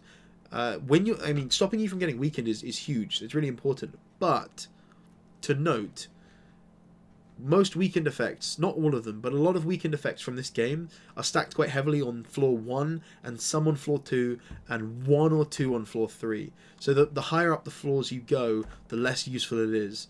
And you're often not going to get it until you're, say, on tier at the end of floor 1 or partway through floor 2 or on floor 3. And at that point, it will do very little. That being said, those times it does stop you from getting weakened. It feels really satisfying to see the enemy often, not even attack. It tries to weaken you as its ability, and obviously that does nothing, and you sort of laugh your head off and get to kill them because you're not weakened. But it's mid tier, just not higher than that really. Giria, you can now gain strength at rest sites 3 times maximum. A bit of a tough debate exactly to have about this one. I've put it high to mid.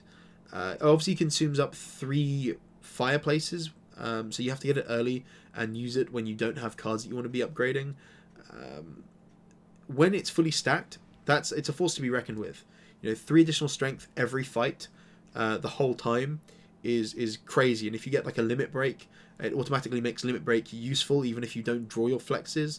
And if you do draw your flexes, you're doubling by an even more significant amount. So it's got its place, but it's just not quite good. It's not quite high quality enough to reach the high tier, also high value level. It is good value, but you could be doing other things at your rest stops as well, which is why it isn't isn't immediately thrust higher than it is right now.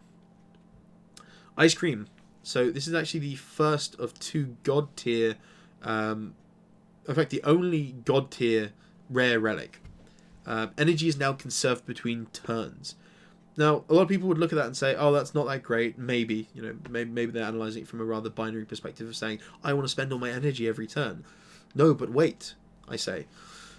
If you draw cards and you don't draw your Whirlwind combo, and you know that next turn you will, and you'll have your flexes and whatnot, and you'll double tap, you can just choose to hit end turn, and then when you get your combo, you have double the energy, and your double tap ticked, or your Necronomicon Whirlwind ticks double the amount of time. So you've got 5 energy, and you spend none of it on turn 1, and then next turn you play an Offering, and you play 2 flexes, and then you play double tap and whatever. You've gone up to 10 energy, and then you've gone up to 12 because of the Offering, and then you spent 1 on double tap, and you're doing a 22 tick Whirlwind.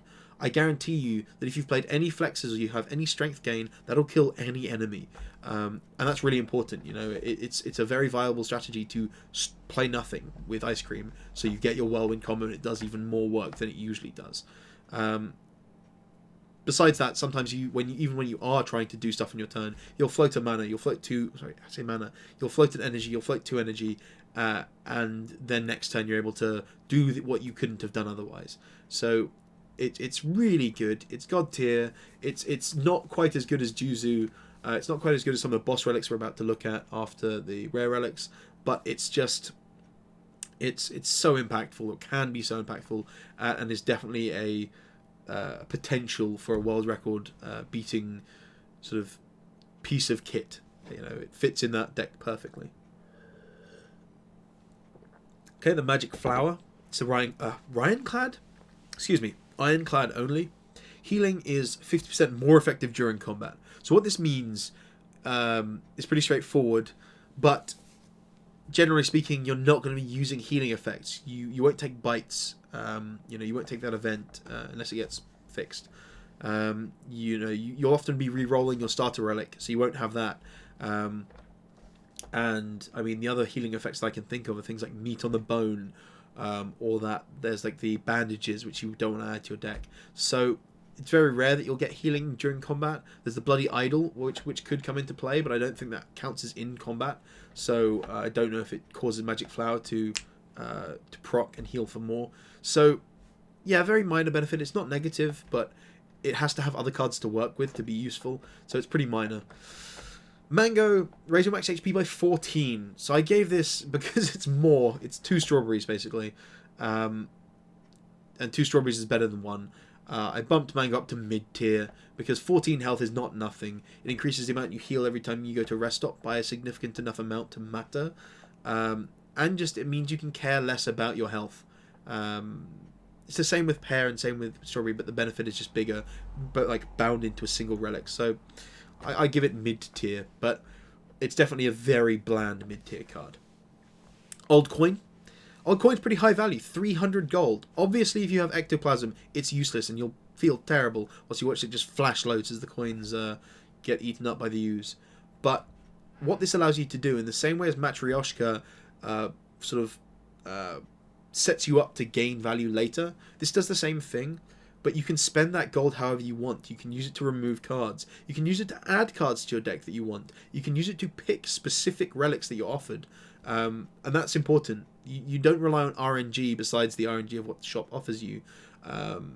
You simply get the money to to use as you please. It can also help with certain events. You know, the addict event. If you don't have jacks to give away, which often you don't want to give away because jacks is actually pretty reasonable. Zero cost, gain 3 strength is nothing to be sniffed at.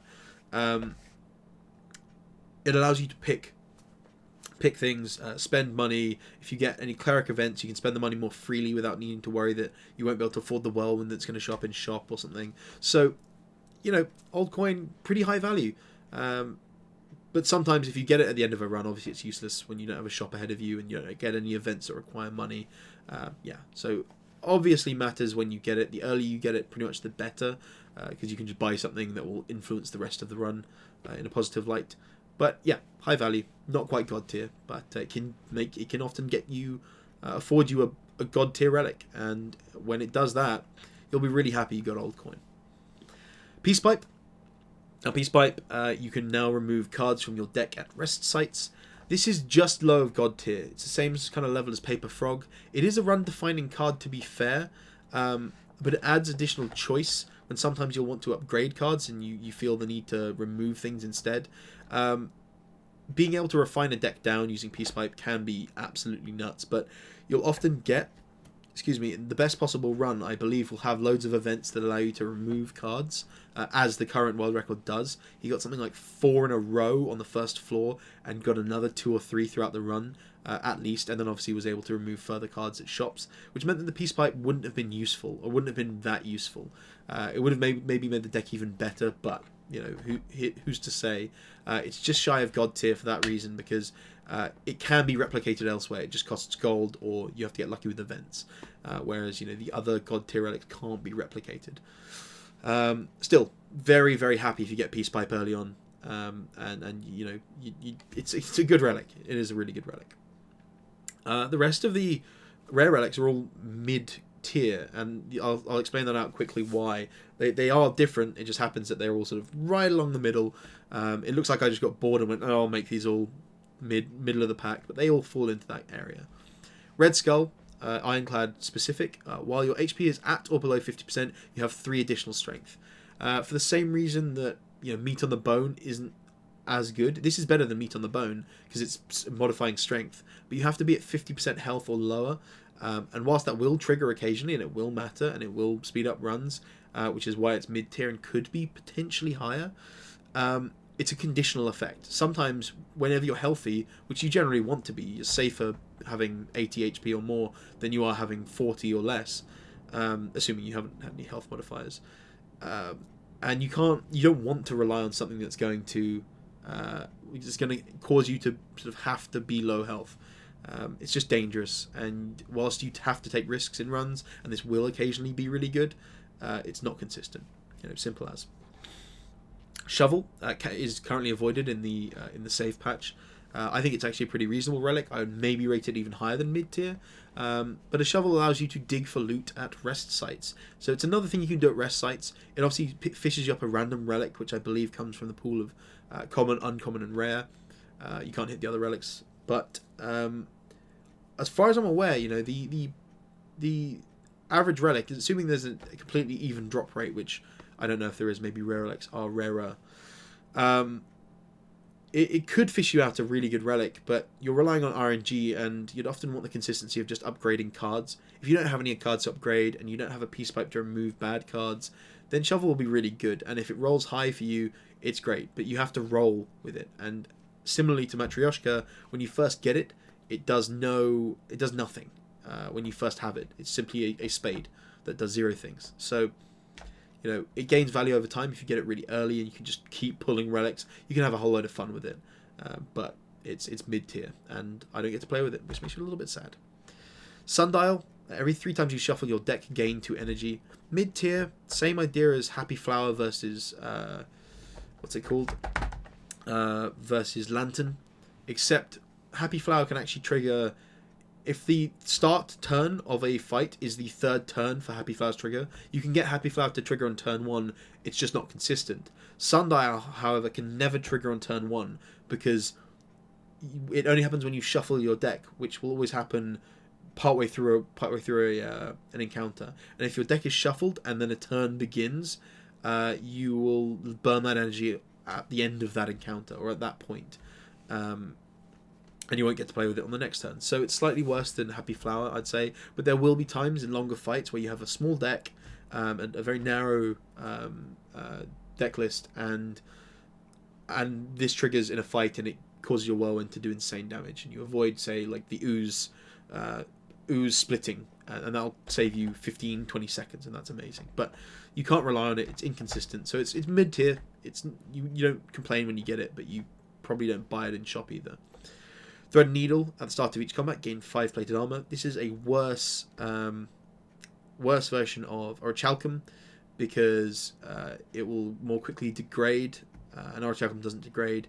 If you get both, you're sitting really pretty. You have 11 armor at every turn until you take damage below it, and the Thread Needle gets worn away. But it's still reasonable. 5 plated armor. If you get hit over it once per turn on average, then it blocks 5 for 3 health. That's 12 health over 3 turns. That's not bad. It's not bad at all. It's just not quite as good as Orichalcum, so it sits in the mid tier. Tincture we don't look at because that's a silent only card. Tori, whenever you would receive 5 or less unblocked attack damage, reduce it to 1. I would argue that this is maybe lower than mid tier and perhaps a mid to minor tier. It seems like it could be really good, but it's quite rare that people are doing 5 damage or less. And if they are, you don't really care because it's not going to do enough damage to you. So in reality, Tori it will reduce damage from time to time, but it's really patchwork. It's inconsistent, and as such, it's not a relic you really fish for. So maybe I've overvalued that slightly and should be knock it down just a little bit. Unceasing Top. Whenever you have no cards in hand during your turn, draw a card. This can be really effective, but the animation takes a while, and often it'll draw you into a card that you can't really use, or it might even draw you into a card that you didn't want to draw into. So you'll play all your cards out thinking, oh, I'm going to hit Whirlwind next turn, it's going to be great, I'm going to get to kill this guy, and then you draw Whirlwind with your 1 remaining energy, you play it and you feel terrible, and then you don't draw it next turn, and the fight takes longer. So although it's a net positive overall, and will often speed up runs very slightly, the animation time and the fact that you sort of have to wait for each card, and you don't know what's coming, is just a little bit inconsistent. So you can have a load of fun with it in infinite decks, and it's hilarious for that, but that's just not good enough for speedrunning for the most part. And that's all the rare relics. So moving on from there to the boss relics. Now these are ones that need a little bit of a note, which is what's written at the bottom here. Essentially, boss relics do vary greatly in power depending on when you get them, because a lot of them will have negative effects, and those negative effects can, if you pick it up as a starter relic, can derail a run, and that's a shame because they could be really good if you get them as a tier 2 after the second boss as a boss relic. So these will be a bit more general. They'll generally look at favourable situations when you get them, but I will mention the times when they're really bad, and we'll crack right on. So Astrolabe.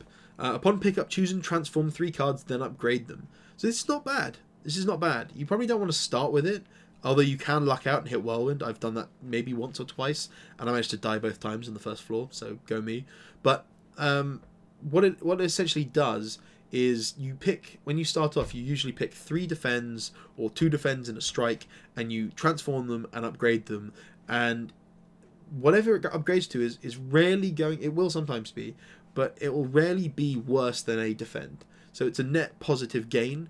Sometimes you'll roll high, and in those fairly favourable situations where you get 1, maybe 2 reasonable cards, or 1 killer card, like a Flex Plus or a Whirlwind Plus, then you're really sitting pretty and you feel great about it. But it's inconsistent, so it's around mid-tier. Wouldn't be sad to get it, but there are a lot of better relics out there. Next up is Black Blood. Ironclad only. It replaces Burning Blood, so you can only get it if you've kept your starter relic, I believe. And you can't replace it as a boss relic at the beginning of the game. At the end of combat, heal 10 HP.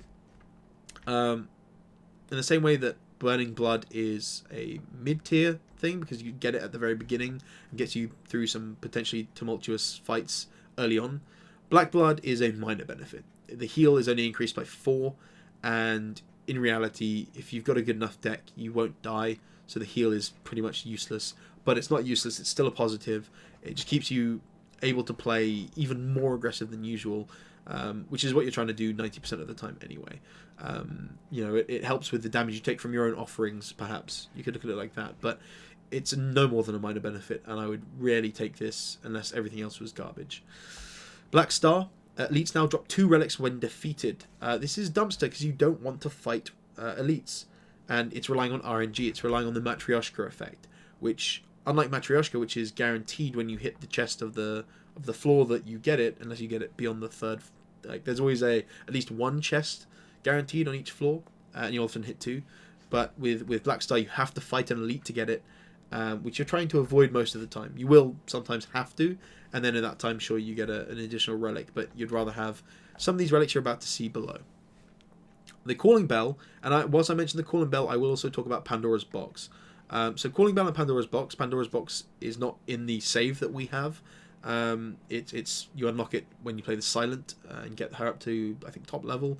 So it's not unlocked, but I do need to mention both of them in the same vein. So Calling Bell and Pandora's Box are both currently dumpster tier. This is because they add Calling Bell obtain 3 curses and 3 relics. The curses outweigh the positive of the relics. The only time it would be potentially worth taking the Calling Bell is if you have a 2-stack Omamori that can absorb them, but the save that we run on doesn't have that, so it's never worth taking that. Equally, Pandora's Box, again, is an absolute shit show. It can be hilarious. You can get some really fun runs out of it, but not worth speedrunning. However, there is an exploit that I discovered about 2 weeks ago, 2 to 3 weeks ago. I discovered an exploit with Pandora's Box, which is also applicable to Calling Bell, which allows you to circumvent receiving the cards that got transformed or were about to get added to your deck. So in Calling Bell's case, you just get 3 relics and no curses. If you can pull that off,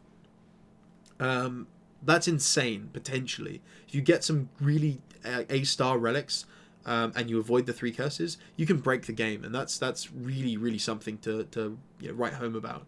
But it's inconsistent right now, and you can't pull it off all the time. Equally with Pandora's Box, I've actually got a video on my channel which you can check out called it's like Pandora's Box glitch run, glitch full run. Is essentially you can start to run with just a bash, because the strikes and defends will get transformed. You then cycle out of that and start the run without adding those cards that have been transformed to your deck, and you have just a bash, and you can sculpt your deck from the off. It's actually really bad unless you get good cards early to go alongside the bash, because when you're only using 2 energy to deal 8 damage or 12 damage to the vulnerable enemies every turn, and that's it. Fights can take a really long time, and if they take a really long time, you're going to take more damage and you're going to die. But you can have some serious fun with it if you pull the glitch off. So I recommend trying to, if you ever get a chance to try and when you're not speedrunning, to try and mess around with that and pull a Pandora's Box out and have an absolute laugh with it with just a bash. But it can be taken at the end of they can also be exploited at the end of a floor after defeating a boss. If you get them and you very quickly click on them and you hit the return button and then cycle onto the next floor and don't get the negative effects, you can maybe remove. You treat it as a way to remove. Say Pandora's Box, you could use it to remove the strikes and maybe a defend, whatever you've got left at the end of the floor, but after you've already got cards that work. You've already got your whirlwind, and suddenly your deck becomes this amazingly refined piece of kit that you can really kick ass with. So right now, when the exploit is not consistent, they're both dumpster tier because they fuck around with your deck too much and add cards or add randomness, which is never good when you're trying to get as consistent as possible. But if you can make the exploit work for either of them, and then things go your way, that could be world record material, especially with the Calling Bell. 3 random relics is potentially insane. You get yourself a Juzu, bag of marbles, and molten egg as a starter thing. You're really wow, that would be amazing. Unbelievably good. But that's talking theoreticals. I'm going to move on, and you can sort of evaluate that as you wish. Cursed Key. Gain 1 energy at the start of each turn. Whenever you open a non-boss chest, you obtain a curse. So I had this rated as a mid-tier. That was pretty harsh. I think it's actually high value, but it is variable. If you get it as a starter relic, that can be really bad, because you either pass up loads of chests, which could have game-breaking relics in them, or you take the chests and you get cursed, and then you're spending your money removing curses from your deck rather than removing normal cards, and so you end up with a bulkier deck, so it's kind of useless. But I mean, it's an energy relic. You get it at the end of a second floor boss, and that can be really worth taking because you've only got one floor of chests, which you can either choose to avoid, or if you're like me and an idiot and you forget that you've got the cursed key, you get 1 or 2 curses and you're sitting there like, oh, that's not too bad for the extra energy in a whirlwind build. That's it's totally worth it. Ectoplasm, gain 1 energy at the start of each turn. You can no longer gain gold. In the same vein here, it's really not great if you get it as the replacement for your starter relic because you need gold to remove stuff from your deck. On the flip side, if you get it at the end of floor 1, or better yet, end of floor 2, by that point you don't really need gold to do much. And when you're not using gold to do much or anything at all, the extra energy has no real downside, and that's quite important. Energy is the ultimate currency in this game. Energy and whirlwinds and flexes, like that's how you win games. And energy is the real linchpin of it all. You can have the most perfect deck, but if you have 3 energy and your whirlwind is ticking at most 5 times with an offering being played, you're not gonna get the record. Simple as. You want to be doing 7 or 8 energy damage, energy tick, double tap whirlwinds, and these relics are how you do that. But if you get this early, it's bad. If you get it late, it's good. Eternal Feather, dumpster tier, because you're trying to refine your deck to be as small as possible. It says for every 5 cards in your deck, you heal 2 HP whenever you enter a rest site. When you get your deck down to 10 cards or even fewer, that's 2 to 4 HP every time you hit a rest site, which is, if you're doing well, 3, maybe 4 times a floor. That's rubbish. That is absolute rubbish.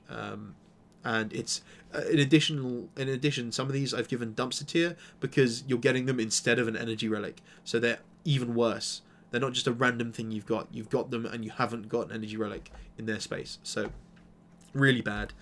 Lizard Tail is a minor benefit, although actually in this save file setup it is dumpster because you're not getting an energy relic.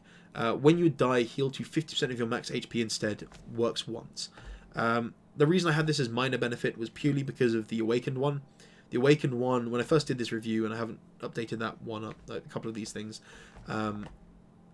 when you get the Awakened one, you'd often die, and the Lizard Tail had the clutch ability of stopping you from dying because you'd have 40 plus extra health when it tried to burst you down.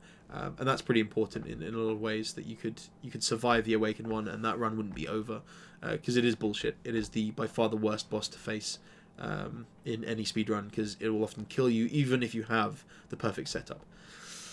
But no, in the current state of using a save file, it is dumpster tier because it's not an energy relic. Mark of Pain, Ironclad exclusive, gain 1 energy at the start of each turn, start combat with 2 wounds in your draw pile. This is the worst energy relic.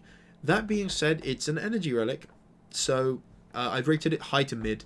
That's the lowest you'll see any energy relics go, and it's simply because, like I said, energy is the currency of this game. Getting extra energy is worth the downside. It'll sometimes screw over clashes if you've taken them. It will script your draws, but if you have a small enough deck lined up for it, then you'll hit your whirlwinds anyway, because you'll have offerings and things of that ilk. Moving on, Orrery. Choose and add 5 cards to your deck. So I put this as high to mid. The reason being, if you roll your starter relic, get Orrery, and then you get lucky, again I'm looking at a favourable situation, not game breaking, but reasonably favourable, where you get, say, a whirlwind and a flex, and that's it, and you don't take anything else. That's given you 2 core components of your deck from turn 1. That's really good. Additionally, if you get to the end of floor 1 with a fast run, but you don't have a whirlwind, or you don't have those support cards, the offerings and whatnot, Orrery gives you a chance to roll to try and get them. If you get them, fantastic, and the run can continue. If you don't, oh well, you just start a new run. Simple as. So Orrery is not an energy relic level quality, but it is, well, I mean, Mark of Pain, I've put it on the same tier, but the potential it gives you when rolling relatively favourably. If you get the ultimate setup, if you get opening, 5 cards, you get offering, flex, whirlwind, or something stupid nuts like that from your 5 choices, then my hat's off to you. You've deserved that. Pandora's Box we've already talked about, so we should move directly on from that. But to note, you don't get it if you use the save file setup that we use when running any percent. Philosopher's Stone. This is God tier. Gain 1 energy at the start of each turn. All enemies start with 2 strength. This, on paper, looks terrible, but fights are going by so quickly that you don't care that enemies have +2 strength. The only enemy where it's going to make any sort of a difference, really, are the birds, which are a bad encounter anyway. But it's not game-breakingly ridiculous. 2 of them attack at one time. I don't think 3 of them can, which means that you take 30 damage, which sucks. But if you get your whirlwind, you bring them down anyway, and the attacks don't trigger, and it doesn't even matter. The 2 additional damage from any hit or any attack charge, shall we say, because some people have multiple attacks on one turn, is not significant enough to shy away from the fact you're getting an additional energy. It is the 3rd best relic out there, boss relic, behind Runic Dome and Sozu, which we're about to hit. But really, really good. 3rd best one. Question card. On card reward screens, choose from 4 cards instead of 3. Yeah, pretty bad. I say it's dumpster tier because although it sometimes lets you cycle through things sooner, it's not an energy relic. You'll hear that again and again and again, and it's not an energy relic. The minor upside that it gives is outweighed, and I would say makes it an overall negative to receive question card instead of and several of these other relics, even a couple of non-energy relics. Runic Cube, Ironclad exclusive. When you lose HP, draw 1 card. This used to cost you 20% of your max HP. At that point, it was terrible. It was terrible because your health pool is quite important. As long as it's above a certain level, it doesn't matter. But taking a 20% hit was awful for this effect. Now it's high to mid. It's not the best effect ever. You'd rather have an energy relic. Again, parroting it, but I have to say it. But drawing cards is pretty good. You don't want to start with this pretty much ever, but if you get this at the end of floor 1 or 2, when your deck is still bulky and you're still reducing it down, and you want to be able to cycle more consistently, taking that damage and cycling more consistency, well, you're going to take hits, and this has a pretty reasonable upside of drawing cards. So, I would rather have an energy relic, but I would continue a run if I had 2 of them already, or 1 of them already, and I got this, and I had other great things going on with the run.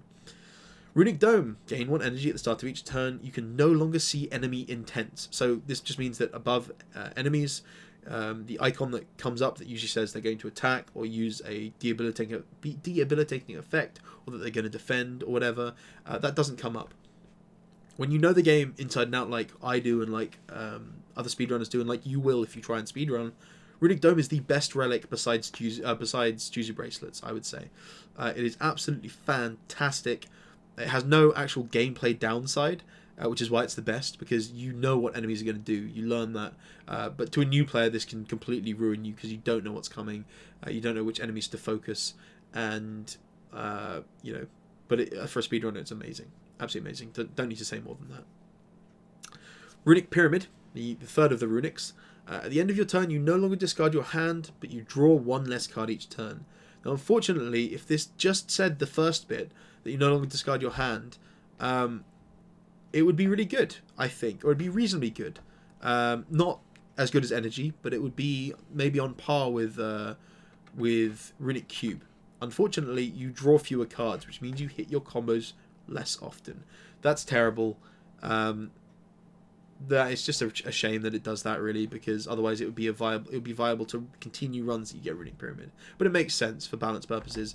You're essentially any card you don't play, you're drawing that turn, but you're often not playing it for a reason. So yeah, just the reduction in card draw screws you over, and you don't want that. So dumpster. Snecko Eye, I don't think I need to explain this one out. You draw 2 additional cards each turn and start each combat confused. Yeah, no. I mean, it's fun. It's really fun for doing some silly runs on Twitch and having a good old time, and it's just really entertaining to see the sort of silly stuff you can pull off by building a deck full of bludgeons that costs 1 or 0 if you're lucky. But it's not good for speedrunning. Adding another variable in there, essentially a variable that causes the change in energy cost, is another variable you can't predict that slows down your decision making. Unless you got the most blindingly ridiculous RNG with Snecko Eye and everything always cost 1 or 0, which literally will not happen because it's such a ridiculous suggestion that only then would it be viable. and it would still slow you down because you'd have to analyze each card whether or not it costs 1 or 0 to see what you can pull off this turn. So just not worth it in a speedrun, but fun, but not speedrun. Sozu, gain 1 energy at the start of each turn. You can no longer obtain potions. This is really good. This is the second best energy relic out there. Essentially, the order goes Runic Dome at the top, Sozu at number 2, and Philosopher's Stone in 3rd place. There's a bit of a debate as to what goes next. I'd probably now say Cursed Key if I really analyse it properly, and if I was to play around it properly. But Sozu's fantastic. You can still use potions that you've already got. And since the update, instead of having to click over potions, which was really irritating and would add just little snippets of time when you used to just going click, click, click, move on, it now just absorbs the potion into the ether, so it doesn't slow you down there. That's quite nice. And it means you don't have to think about what potions you're picking up, which sometimes potions can slow you down because they're all the way up there. The hitboxes for clicking the button and the enemy are sometimes dodgy, so obviously it's a negative, but it's a pretty minor negative, so we don't really care. The specimen we're not looking at, it's a silent relic. No one cares for the silent, and she's not what we're discussing right now. Tiny House. Obtain 1 potion, gain 30 gold, raise your max HP by 5, obtain 1 card, and upgrade 1 random card. Tiny House is a minor benefit. It's nice. You get all these little tertiary things. It's better than the ones that I've put in the dumpster tier because it doesn't screw you over in any way. It doesn't have any negative effect, but the bonuses are pretty minor. So it fits under minor benefit. It's the kind of least worst option a lot of the time. The current world record took a tiny house at the end of the 2nd floor. It could have taken, I think, a choker, but the deck was relying on using offerings to cycle, and you don't want to take a choker in that situation. And a choker, it's quite difficult to justify using a choker. So he took a tiny house, and it paid off, even though the benefits he got from it were pretty minor. Velvet Choker, the penultimate boss relic. Gain 1 energy at the start of each turn. You cannot play more than 6 cards per turn. As a starter relic, this is pretty reasonable, because you're very rarely, if ever, going to be playing more than 6 cards a turn. You're just going to be playing the 4 that you can. However, if you get to a late game run and you have offerings and you have flexes and you need to play them all to get your combo going, this will screw you over and you'll feel really bad about it unless you track it exactly. And if you track it exactly, you're often going to even though you play your whirlwind, your whirlwind will do less damage because you haven't been able to play that 2nd or 3rd flex, or the double tap you didn't calculate it in, so you don't get to play it, so on and so forth. It's still high to mid because it's an energy relic, and energy relics are the best for obvious reasons, but it's just one of the mid to lower ones, and I would prefer to see most of the others. I think I would probably take it over Mark of Pain, but that's about it. White Beast Statue. Potions always drop after combat. Honestly, this is maybe dumpster tier because it's not an energy relic. I'll say it again. It also means that you have to manage potions, which can take time, and you'll often get things like dexterity potions, which are useless in a run like this. So maybe it's dumpster tier, but potions can have big effects. So I've put it as a minor benefit. I might be overrating it, but I'm acknowledging that right now. That's all of the boss relics. So moving on to the final 2 sets of relics. These are the event relics and the shop relics. We're just going to dive in, but first, event relics do need to be evaluated slightly differently as well.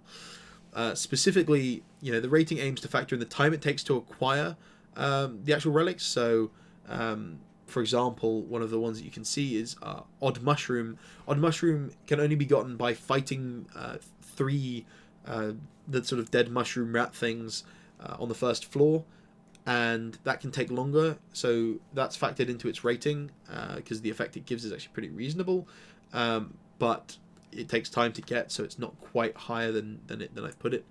And in addition to that, it also factors in slightly the negative cost to yourself in order to acquire the relic, if any.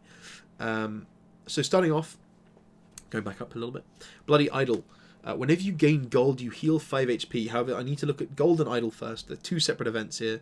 Gold and Idol you'll get on the 1st floor. It'll trigger pretty often, and you take 1 negative hit to get it. But enemies drop 25% more gold. The negative hits are a curse.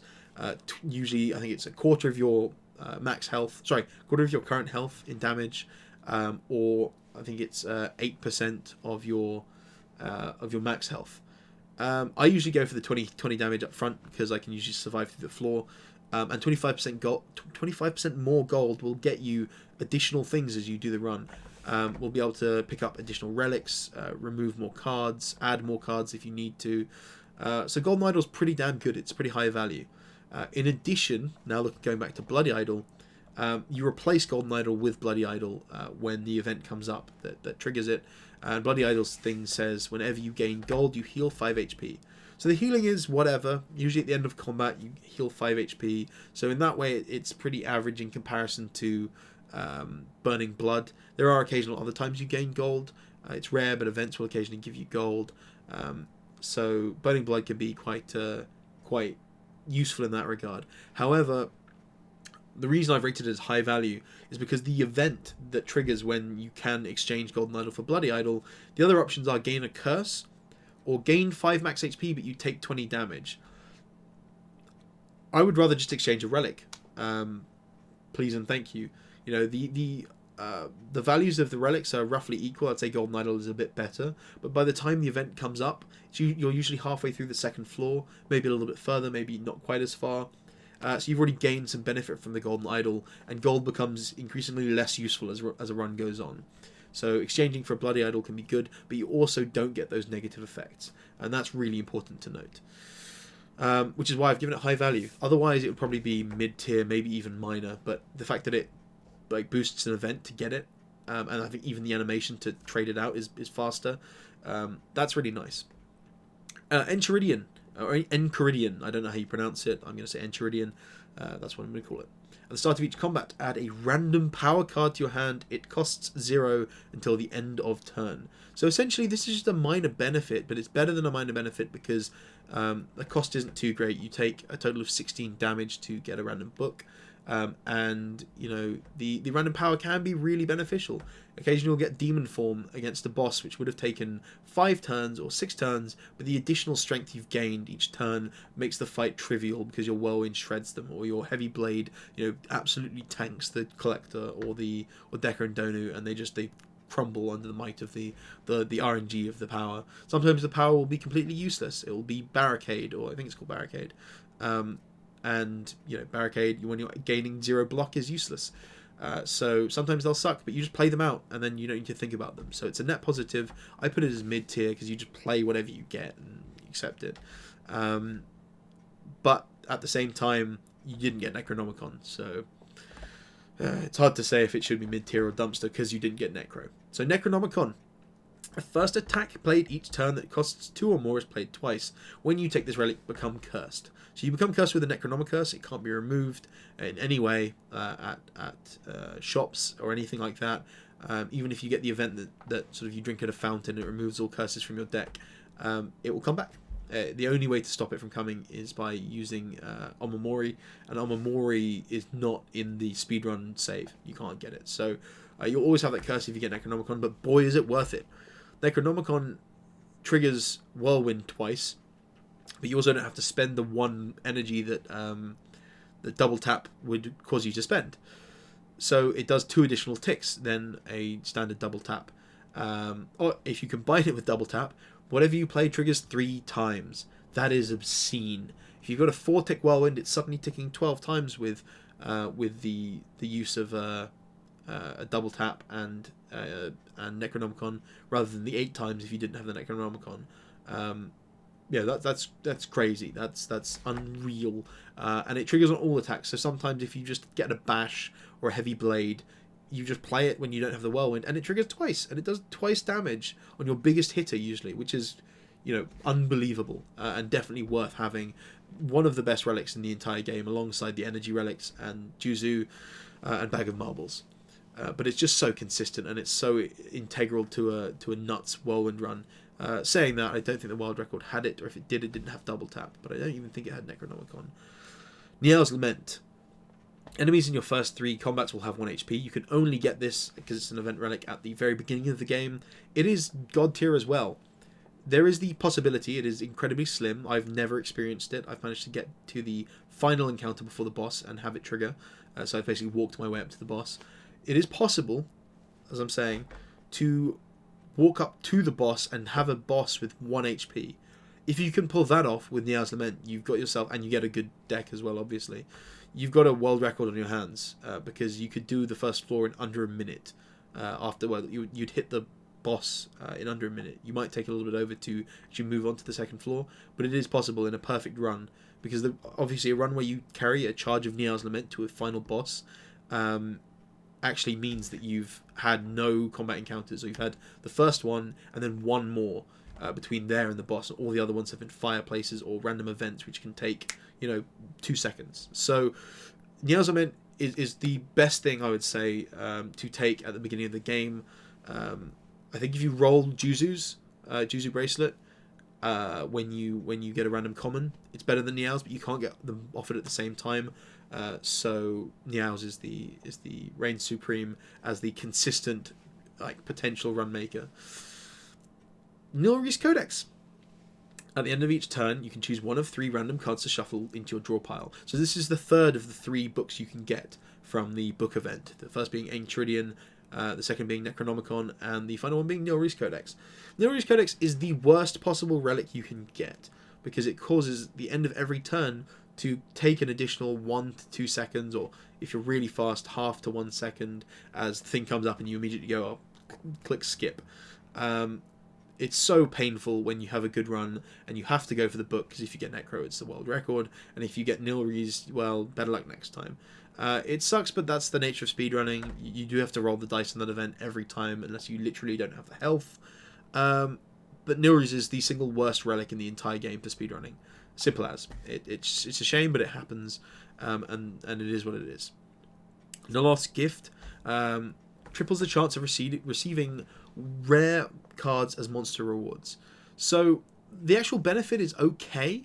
I do want to note that, but the problem is you get offered 2 random relics that you have that you trade for this gift. There are very few relics that have just that expend and use their effect immediately, and often it'll offer relics that you don't want to get rid of, and at that point you just skip the event. No harm done. It's an event with no time wasted. And if you do get offered something, you can trade it in for free. A relic that you don't care for, like a oddly smooth stone or something. Then yeah, the rare cards that you maybe get, the offering, the double tap, could help you out. So maybe I'm being a bit harsh to give it dumpster tier.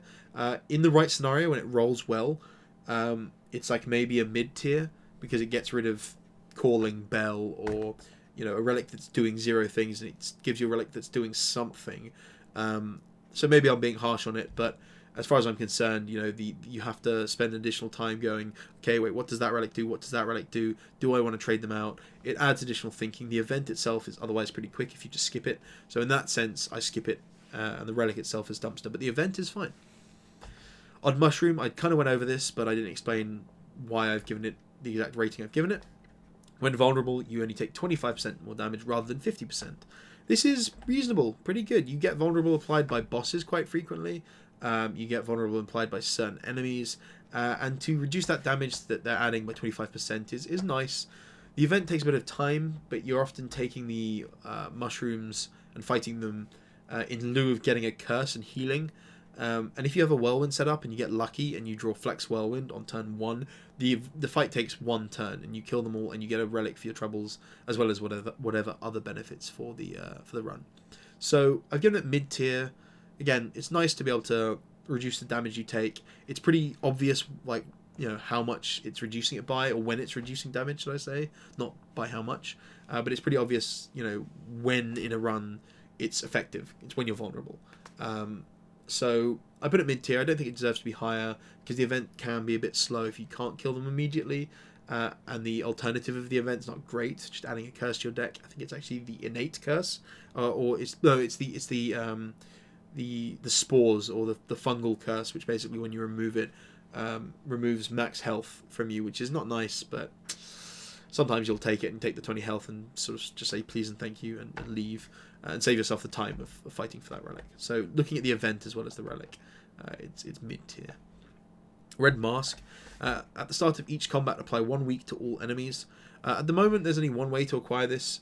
You get a statue that basically offers you this mask in lieu of if you dump all your money into the relic. If you do that, sometimes you'll get offered it when you have almost no money, and at that point you're pretty happy. You get a free relic that gets rid of artifact, can reduce the damage you take on turn 1, which can be nice. But sometimes you'll just have money. The relic itself is the event itself is very binary. If you have more than about 150 gold, 200 gold, and you know that there's a shop coming up, you don't really want to take the mask. On the flip side, if you have no money, you take it every time. So it's a nice event to get regardless, because it's quite quick, and it has a potential upside. And then there's another event that triggers sometimes if you already have the red mask. I'm not sure if this is only in the beta client. I actually just haven't seen it in so long. But it's where you already have the red mask, you come up to another statue, and then you can just get a bum ton of money for having the red mask on. There's also, to note, this is just a note for those of you who haven't played on the beta client, for quite a while there's been an event on the second floor where a gang comes up to you and asks you for all your money, and then they laugh at you and the event sort of runs over and you don't fight them. Or you fight them, and when you kill them all, you get the red mask. I don't know if that's a replacement for the current situation we have now.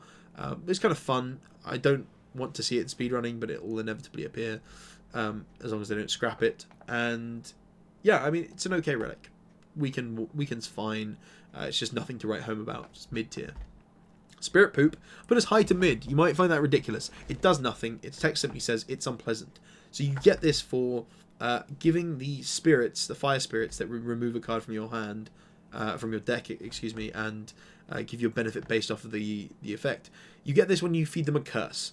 So the reason I've given it high to mid is that you've removed a curse from your deck, and you've got Spirit Poop. So whenever you see Spirit Poop, you've removed something bad from your deck.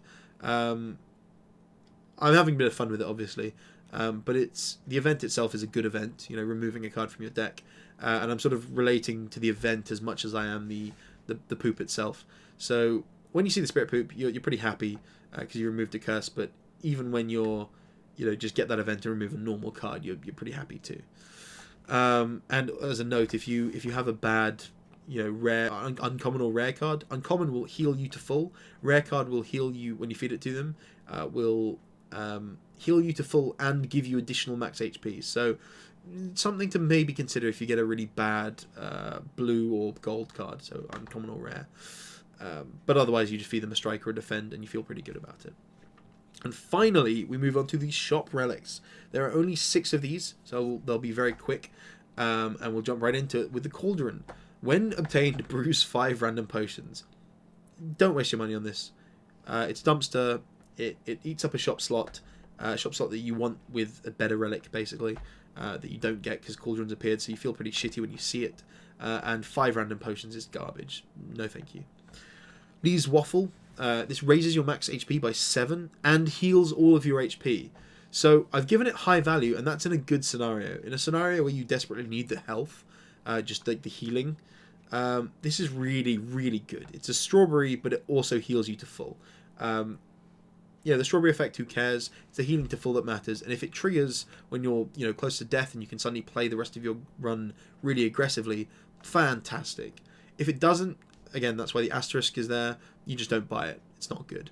Because a strawberry effect or a strawberry with a tiny bit of heal is whatever. So yeah, not much else to say about it. It's a pretty swingy one based off the situation. Medical kit. Status cards can now be played. Playing a status will exhaust the card. So this is actually reasonable, right? If you take a Mark of Pain, or if you have this and you get a Mark of Pain offered to you, you feel pretty good. You still draw them once, and that sucks. But you then just play them, and then you never draw them again. The only issue is that this is a shop-only relic, so you have to spend money on it. And at that point, you look at it and say, do I really want to spend money on a medical kit that will rarely come into play? Which is why it's right on the line of mid to minor. If you play it and then you get a fight which applies loads of burns into your deck, or other things that you just don't want, but burns especially because they deal damage, you can just play them and then you don't take the damage. That's pretty nice. But nothing to write home about. Not some sort of game breaker or anything like that. Membership card. In future acts, shops appear 50% more often. Bonus 20% discount on all products. Now, I believe this is a multiplicative percentage increase. So it goes from saying 20% to 30%, whatever. It's obviously lower than that, but to give you an idea. It increases the number that's there in the percentage calculator by 50%. Obviously, this varies act to act. If you buy this on Act 3, it's not that great. If you buy this on Act 1 early on, and you get 2 floors with additional shops, those additional shops can appear and save you an encounter, or save you 2 encounters. And on top of that, you get the bonus discount on all products. So I put this as high value, but obviously in a good scenario where you get it in Act 1. If you get it in Act 2, it's more mid. If you get it in Act 3, it's dumpster, really. But obviously, the earlier you get it, the more snowbally it is the more stuff you buy from the shop, the more money you've saved because of the membership card. And if you are planning on buying it and then buying something else in the same shop, buy it first. You'll save yourself 20% on whatever you then chose to buy. And sometimes you can actually afford things you wouldn't be able to. It's rare, and you often don't have time to think about that kind of stuff. But I would take membership card reasonably frequently. I might be slightly overvaluing it, but I think if you get it Act 1, it's high value. Strange Spoon as the penultimate one. Cards which exhaust when played will instead discard 50% of the time. I've put this as mid-tier. I think this is maybe a bit generous, because the only card it works with in a serious world record competitive deck is Offering. But if you cycle an Offering into another Offering and so on and so forth, and you can get a chain going where it triggers, the spoon triggers a couple of times, that could be really beneficial, and you could end up with a 1-turn kill as opposed to a 3-turn kill in a boss encounter. You play Offering, it cycles through to your other Offering, and the first one didn't exhaust. You play the second one, it does exhaust, but you play the third one, it doesn't. It cycles around again. You get 12 energy, and you get flexing 3 times as many times as normal. Your Whirlwind's going to kill Decker and Donu immediately, and that's where it can be good. But it's pretty niche, so it's no higher than mid tier. And you'd only buy it if you specifically already have, say, 2 Offerings. And even then, I'd probably buy other things over it quite frequently. And last, and kind of least, not entirely least, but pretty much least, is the Toy Ornithopter. Whenever you use a potion, you heal for 3 HP. You don't use potions very often. Healing is not that necessary.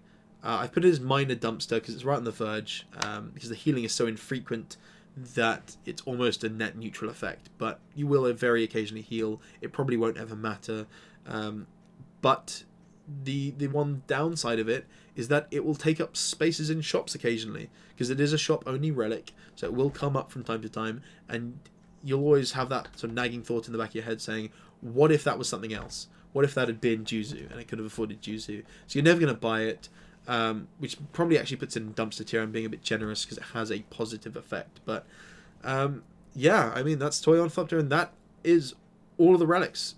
So thank you guys for tuning in. I hope my insight has been kind of useful to just... this has been probably a couple of hours long, I think. Just to break down why I rate things a specific way. If you've liked the video as well, to note, please do consider following and subscribing on YouTube and on Twitch. I stream fairly irregularly, but if you guys want to check me out on either platform, please do. The follows and the subscriptions on YouTube, I wouldn't bother subscribing on Twitch ever, because I don't stream frequently enough and I don't have any benefits for subscribers. But if you fancy subscribing on YouTube, or you fancy following on Twitch, please do. When I do stream, I try and stream on the weekends at least once, and I try and stream at least midweek once, but I am working a full-time job, so this is very much a side thing. But I appreciate all the support, I appreciate all the comments. Please do comment and let me know what you think. Let me know if you think I've evaluated anything a bit differently to how you would have. And yeah, I don't know what I'm going to do next.